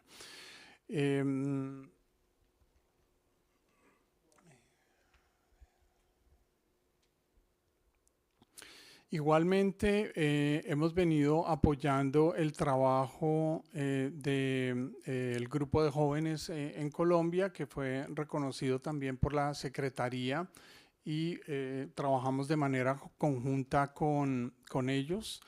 Es así como este primer día del 10º foro es la cumbre juvenil, y también apoyando diferentes grupos de trabajo que venimos realizando dentro del Foro de Gobernanza en Colombia. Actualmente tenemos 496 miembros registrados voluntariamente en los grupos de trabajo en la mesa, y también hemos venido apoyando la realización de las sesiones colaborativas del foro, del foro global, en donde animamos a los miembros de la comunidad a participar activamente en las sesiones colaborativas para el foro, y también animando a nuevos miembros a que se involucren en este proceso para que haya una mayor participación, y también mantener la vinculación que hemos propuesto desde el Foro Colombia con el Foro Global. Yo creo que ese es un resumen. Gracias. Thank you very much, Julian. It was very interesting, all the work that you've done as well. And congratulations also for this new responsibility about the technical secretary of the LAC IGF. We will go now to Ecuador with Carlos Vera. Carlos, you have the floor. Welcome. Buenas tardes con todos, Carlos Vera del IGF Ecuador y también del capítulo ecuatoriano de la Sociedad de Internet. Nos ha ido muy bien en estos últimos más de 25 años que tenemos en este trabajo, desde que en el 98 empezamos en el proceso de creación de ICANN en Washington. Recuerdo esa reunión un poco accidentada, incluso luego con la creación de la Sociedad de Internet en sí. Y finalmente, desde la Cumbre Mundial de la Sociedad de Información hasta los procesos que hemos llevado adelante ahora con el IGF específicamente. Y me parece que uno de las claves de este proceso exitoso que vemos nosotros internamente es precisamente estas redes de cooperación. Varios de ustedes, un buen grupo de ustedes han sido speaker en nuestros eventos, y esto enriquece enormemente el trabajo que tenemos. Roberto ha estado como speaker en nuestros eventos, hemos recibido becas de la Escuela de Gobernanza del Sur para que vaya nuestra gente a trabajar. Esto los motiva mucho. Julián ahora nos está colaborando con una especialista en ciberseguridad para el próximo evento que tenemos el 12. Y los gobiernos ven que no es una iniciativa aislada, que tenemos un grupo de gente atrás, y que esto motiva a ellos para poder involucrarse más, y los jóvenes que ven cómo hay un potencial, hay algo que aprender. Y ellos hicieron ahora, después de 2 eventos, una cuestión muy interesante, y es que hicieron un evento de jóvenes para jóvenes. Nosotros no intervenimos en nada en la organización, no vimos en nada en los speakers, fuimos invitados al evento de jóvenes y ellos lo organizaron. Fue el 4 de octubre y tuvimos una inmensa acogida, o tuvieron. Yo apenas di un poco la idea de, para los, digamos, para la apertura de las palabras iniciales, pero casi que en realidad fuimos y nos sentimos muy bien al ser invitados de los jóvenes porque creemos que se mejoró muchísimo la organización en ese aspecto y ahí tenemos, a partir de un programa que surgió en el Internet Society, que era el programa de nuevos líderes en Internet. Entonces ese programa de nuevos líderes nos permitió llevar a estos jóvenes y ellos tienen la total capacidad para trabajar y lo demostraron muy bien con más de 100 y pico de participantes en el evento que realizaron en octubre. Entonces estamos muy contentos de poder participar siempre y de enriquecernos cada vez que venimos a estos eventos. El 12 de octubre va a ser nuestro IGF en esta oportunidad en Quito. Se cruza un poco con la fecha de acá porque no tenía pensado venir a Japón. Entonces, de todas maneras, lo importante es que queda un grupo que lo puede hacer. Entonces, mientras podemos nosotros participar fuera, el grupo está allá trabajando, buscando participantes, fortaleciendo, y eso significa que una nueva generación siempre va a tomar la posta cuando nosotros muy pronto tengamos el privilegio de jubilarnos y ver de lejos cómo las cosas siguen avanzando. Esperemos que se proyecte la nueva tendencia a ir hacia lo digital para un poco quizás hasta reemplazar al IGF, pero pues es el producto de tantos años de trabajo y nuevamente agradecerles muchísimo por todo el tiempo y la paciencia que han tenido siempre y el apoyo que nos han brindado a Ecuador en todos los aspectos. Muchas gracias a todos ustedes. Thank you very much, Carlos. Another great example of the positive exchange between our NRIs in the region. Now we go online, I think, with Laura Victoria Ramos and Benjamin Chong.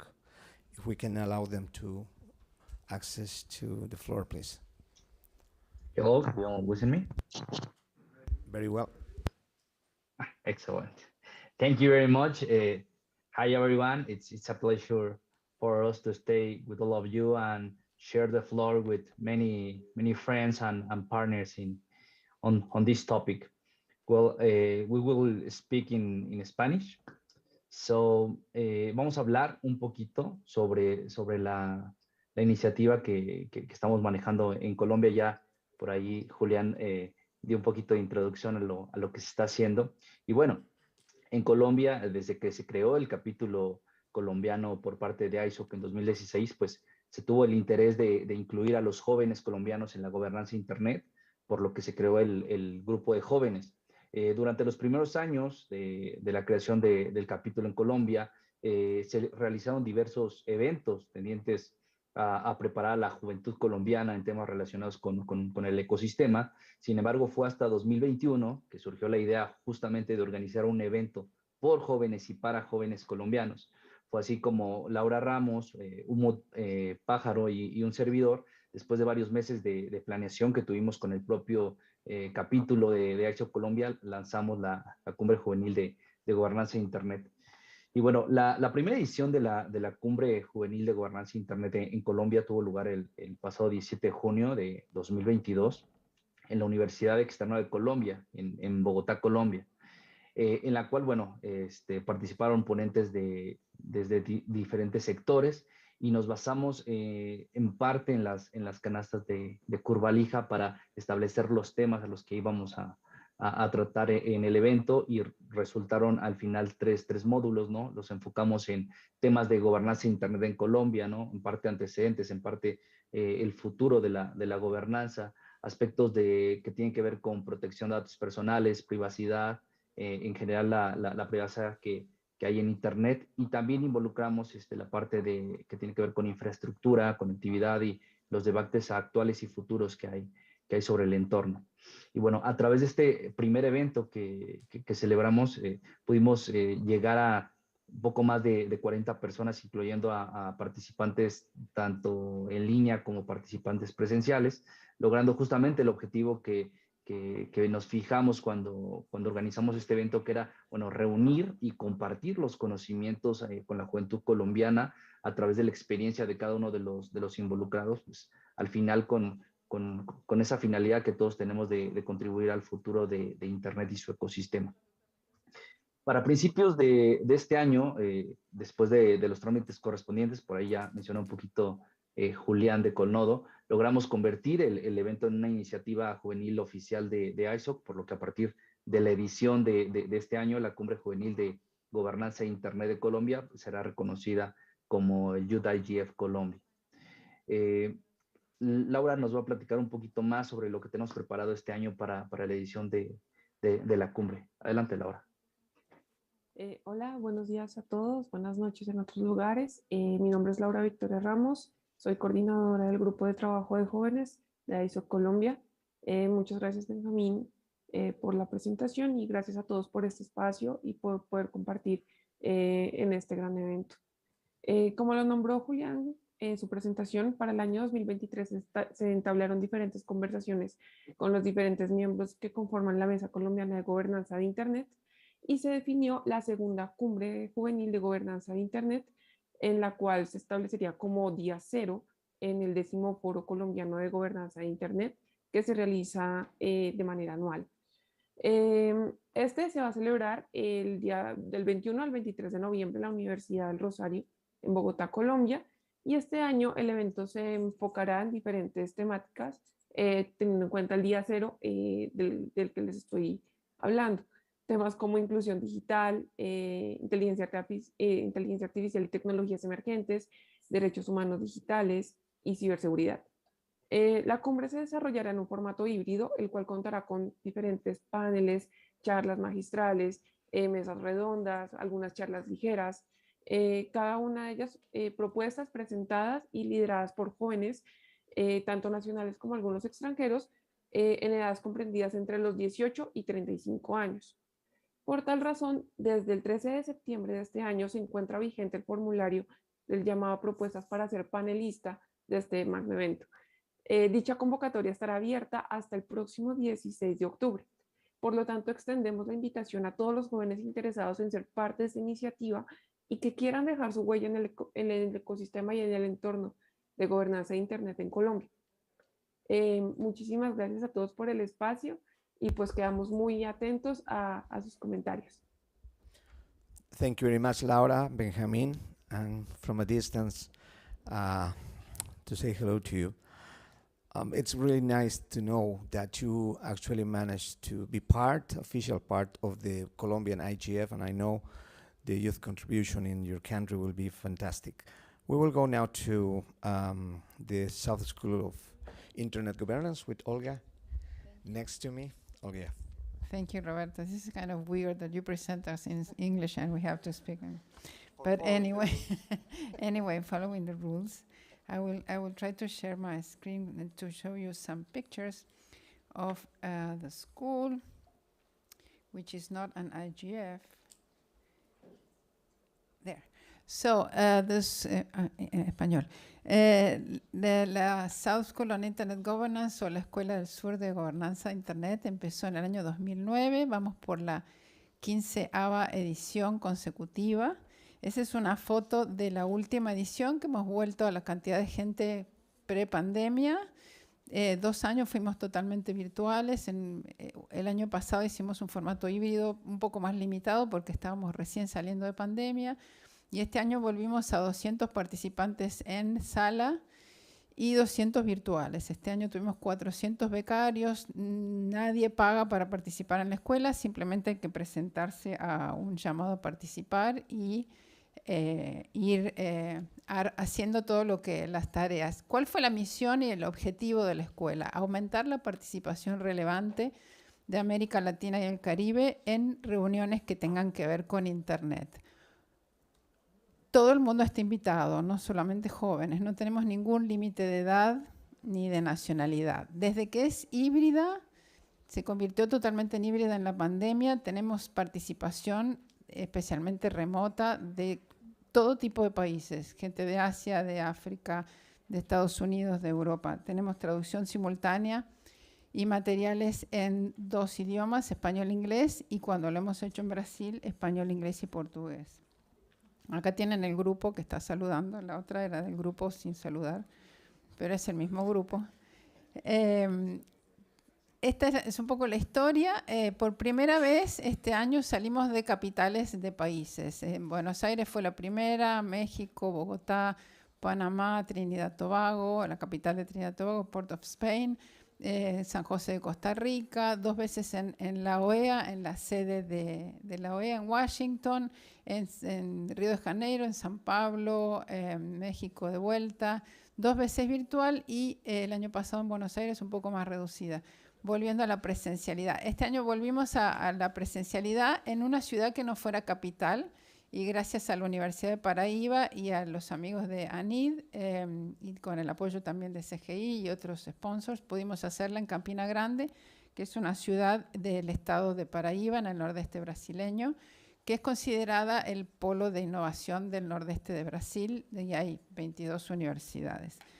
También se transmite todo por YouTube en 3 canales de audio, con video también. Tuvimos más de 700 participantes dependiendo por sesiones.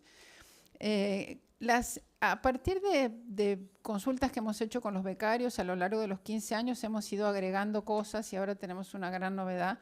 Agregamos un curso previo autoasistido con material que hemos hecho, nuestro equipo ha hecho el material, no es copy-pega, está hecho por nosotros, videos, podcast y material de lectura en 3 idiomas también.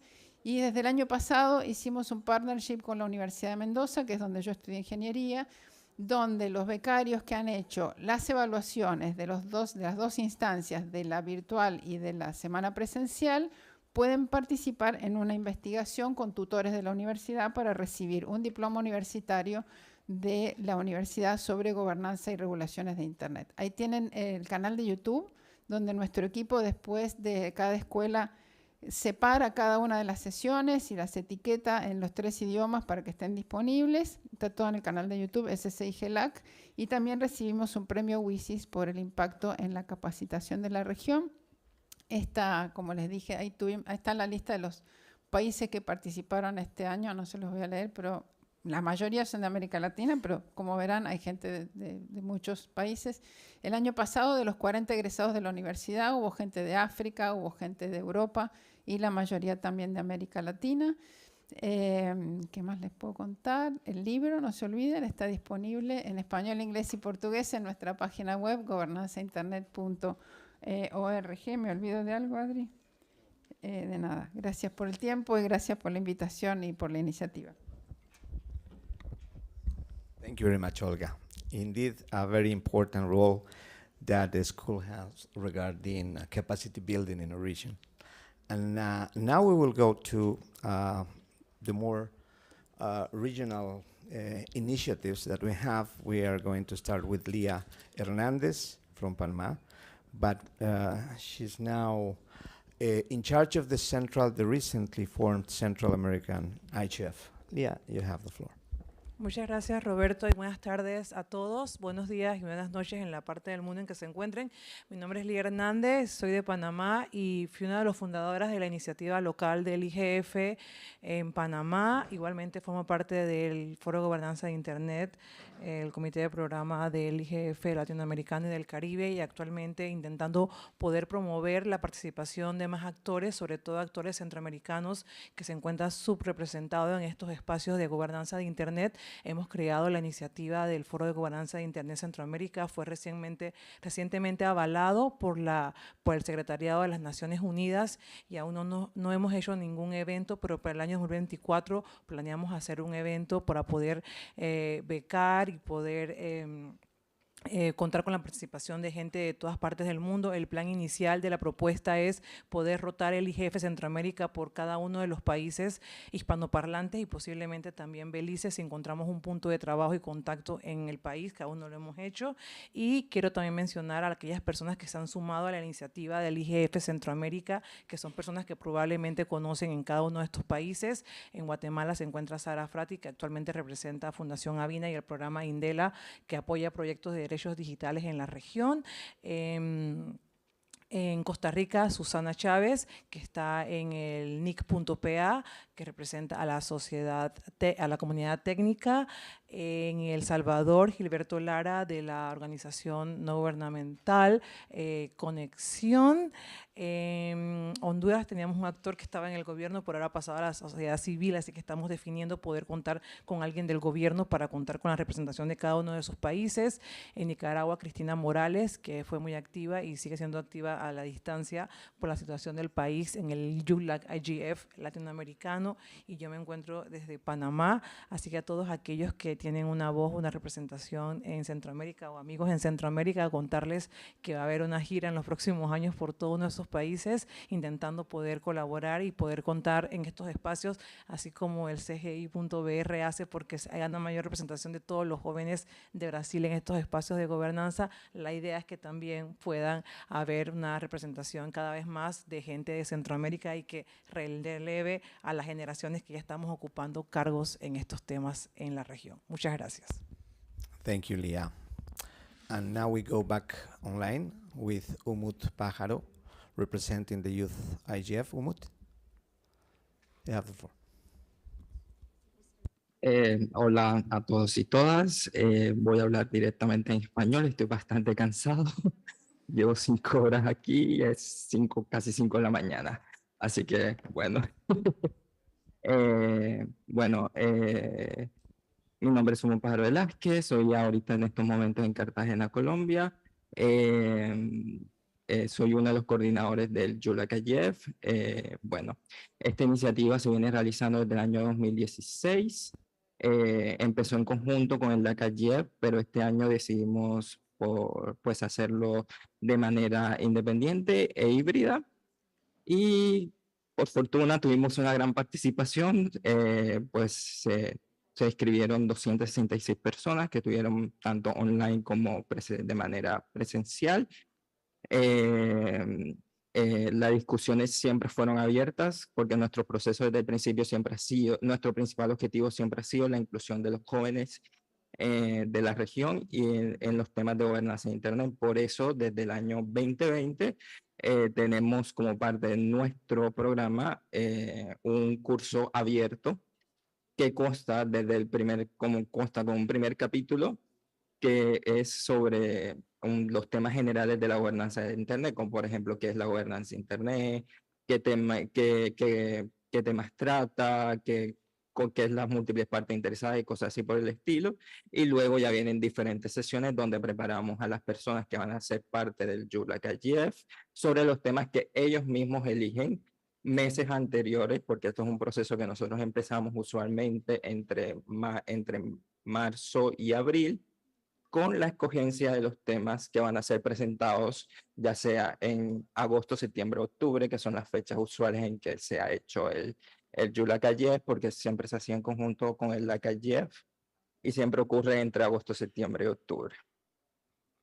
Entonces, después de esa escogencia de temas, nosotros hacemos una llamada a propuestas también, que también es abierta al público. Este año tuvimos un récord de llamada a propuestas y realmente nos gustó mucho porque veníamos de 3 ediciones en la que solamente lo habíamos hecho online, que fueron 2020, 2021 y 2022.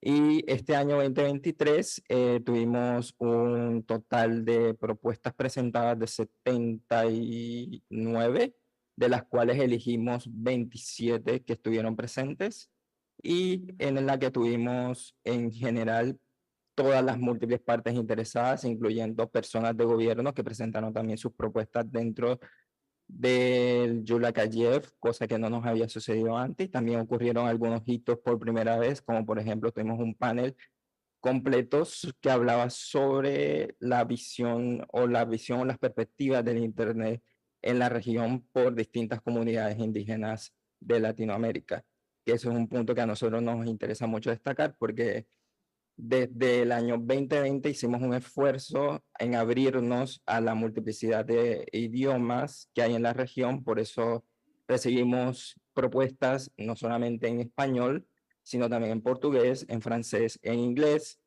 para que cualquier persona que haga parte de la región de Latinoamérica y el Caribe pueda hacer parte de nuestro IGF, porque nos interesa seguir formando a la juventud latinoamericana y que sea como esto un proceso de preparación para lo que es el IGF global y que lo hagan de la manera más cómoda posible y con las herramientas con las herramientas que más cómodas que ellos puedan tener para poder realizarlo.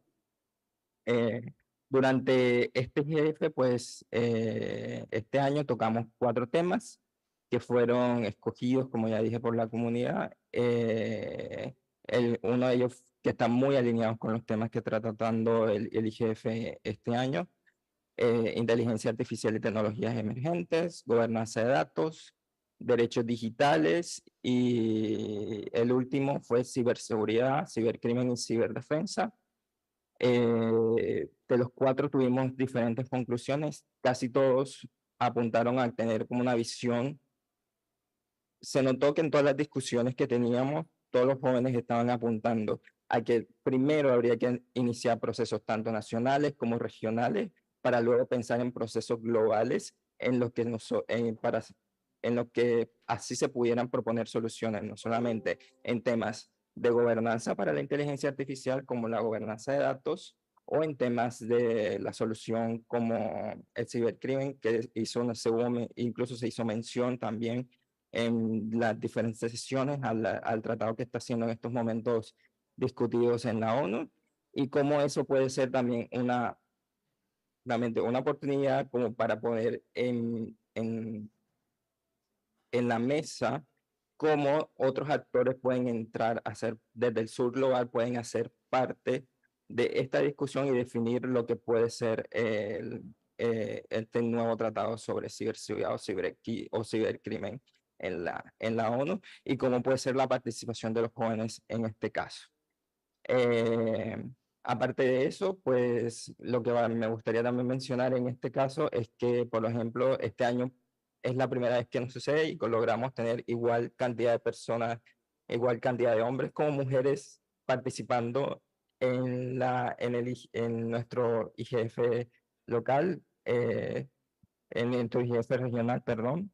Y también que logramos tener como presencia de todos los sectores, que eso también nos llamó mucho la atención porque en los años anteriores no habíamos tenido mucha presencia, por ejemplo, ni de gobiernos ni de sector privado, y este año logramos tener presencia de gobierno y sector privado, y esperamos que en los próximos años continúe de esa manera.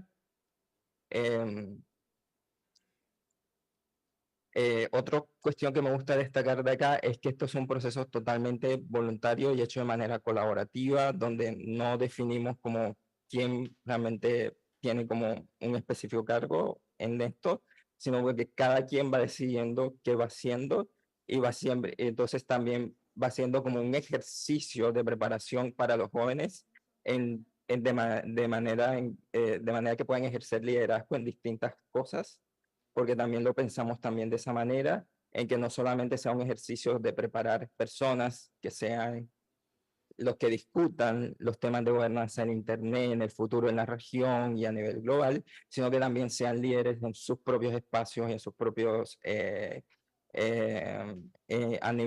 sus propios países o a nivel regional, en otros ámbitos o incluso en los ámbitos que ellos se dedican, no sé. Y entonces eso también es otro tema que también tratamos de incluir. En estos momentos, pues bueno, estamos tratando otro tema que que quiero mencionar, es que, por ejemplo, en cuestiones de inteligencia artificial, nos dimos cuenta que la mayoría abordó una cuestión muy particular, que la gobernanza de la inteligencia artificial no puede estar centrada en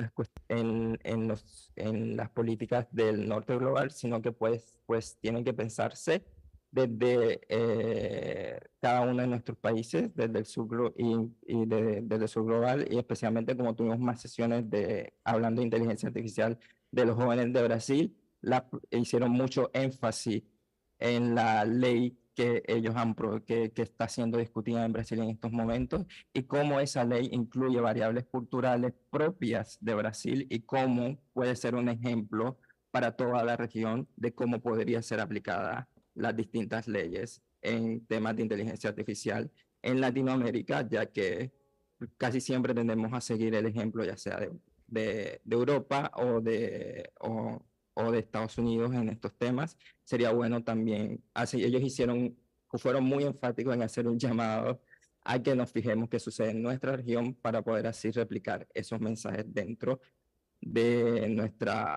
dentro de nuestros países y tener como una coordinación mucho más pensada desde lo regional. Entonces, bueno, ya como lo mencioné, bueno, esto es un proceso que siempre es colaborativo, abierto, participativo, transparente y que busca que los jóvenes se piensen como los futuros líderes de la gobernanza de Internet en la región. Así que la invitación queda más que abierta para todos y todas aquellas que quieran hacer parte del Yulaka IGF el año que viene, porque dentro de poco vamos a lanzar de nuevo una convocatoria a voluntarios que quieran organizar el próximo Yulaka IGF.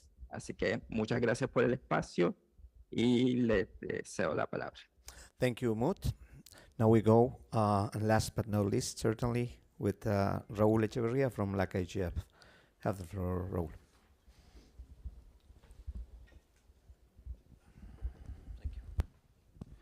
Hola, hola. Bueno, buenas tardes a todas y todos. Vamos a hacer algo medio corto porque ya estamos en la hora, ¿no? Bueno, como ustedes saben, el LAC IGF pasó por un momento de caída de actividad. En el último año se hizo un esfuerzo de recuperar la esencia del LAC IGF. Hicimos el llamado a la Secretaría, que todos vieron. El llamado culminó con la elección de Colnodo como Secretaría del LAC IGF, que está ya funcionando y asumiendo plenamente las funciones. Una de las responsabilidades que tendrá Colnodo como Secretaría de acá para adelante es la implementación de todos del estatuto que se había aprobado, creo que en el año 2020, ¿no? O 2021, lo cual implica la puesta en funcionamiento de las distintas estructuras que estaban incluidas en esos bylaws. Tenemos ya se hizo la transferencia de los fondos que quedaban bajo la responsabilidad de la CNIC, se han pasado ya a Colnodo para la ejecución. Podemos ver la nueva realidad que empieza a surgir a partir de la asunción de Colnodo como secretaría. Pudimos apoyar el evento del Youth IGF, del que hablaba Umut hace unos minutos. También participamos del IGF del Caribe con una presentación. Está activa nuevamente en la representación del LAC IGF en el contexto del IGF global, de la participación de los IGF regionales. De hecho, Julián participó hace un rato de la sesión de NRIs de IGF.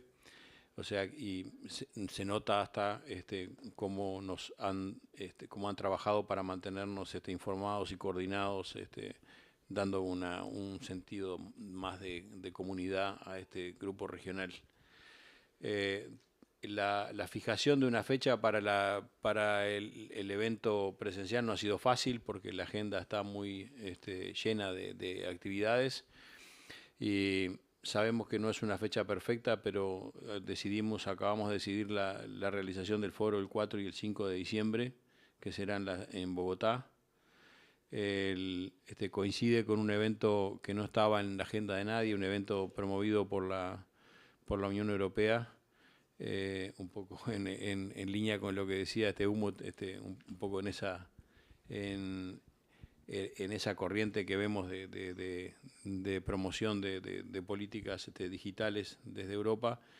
Hay un evento en Cartagena que será una especie, no tenemos mucha información, pero parece ser una especie de taller intenso de varios días y va a coincidir con esa fecha. Veremos, pero no había otra fecha posible para hacerlo.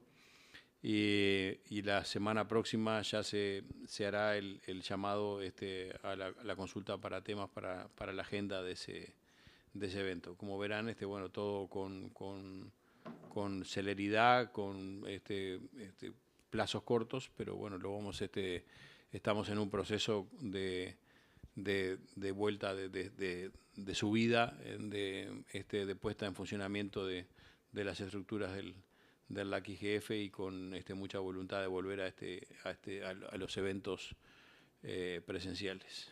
Así que nada más de mi parte. Y cualquier pregunta a las órdenes, lo que pueda responder. 4 y 5 de diciembre. Great. Iba a ser en esa fecha, le íbamos a hacer la semana anterior, era la intención, porque el 4 y 5 de diciembre iba a haber una reunión de ELAC en Montevideo. Esa reunión se suspendió justamente por este evento de la Unión Europea, que es la semana anterior y el principio de esta semana también. Entonces, bueno, de hecho fue algo así como una fecha unilateral decidida por alguien. Así que tomamos la mejor opción de las que teníamos a la vista. Thank you. In any case, great news for everyone in our region. Thank you very much, Raúl. And I'm going to switch myself to Spanish as well para el cierre, pero bueno, para el resumen. No hay mucho tiempo en realidad, simplemente quiero redondear la idea general del trabajo tremendo que se han hecho en cada una de las iniciativas en nuestros países, en cada uno de los foros. Creo que hay muchas oportunidades para seguir intercambiando, como lo mencionó en su momento Carlos, entre nuestras diferentes iniciativas en cada país. Creo que de verdad se va a ir consolidando este trabajo de coordinación ahora que ya tenemos elegida la Secretaría Técnica y podamos llevar todos los temas importantes de cada uno de nuestros países. Este es el mejor espacio para hacerlo en ese momento. Y sin duda, con esa fuerza vamos a poder también impulsar los temas que le interesan a la región en los diálogos que se vienen hacia adelante de carácter mundial. Me refiero al Pacto Mundial, por supuesto, en el marco de la Cumbre del Futuro que vamos a tener el próximo año. Así que, de mi parte, muchas gracias por su participación, por el trabajo, por supuesto, que están realizando todos ustedes, y a continuar. Creo que este espacio se está consolidando y seguramente tendremos una tercera versión en el próximo IGF. De mi parte, gracias, querido Nico. Sí, gracias a todos los coordinadores de NRI y YUT, y bueno, nos vemos ahí en nuestros respectivos IGFs. Gracias, gran aplauso.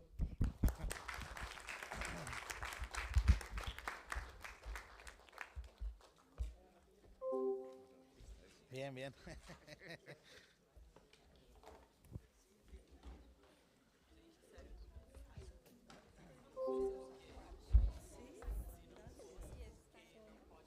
Al final fuimos empujados al español. Está bien, está bien, está bien. Pero bien, habría que guardar las formas No, primero. bien. Sí. No, muy bien, muy bien.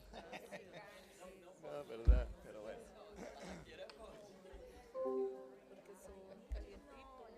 Yeah, this person one person didn't came, yes.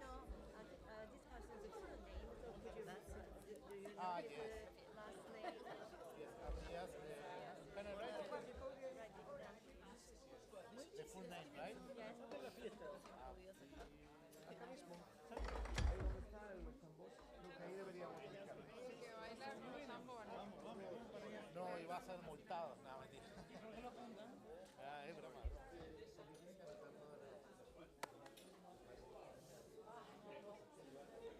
No puso de perdón, no puso de perdón.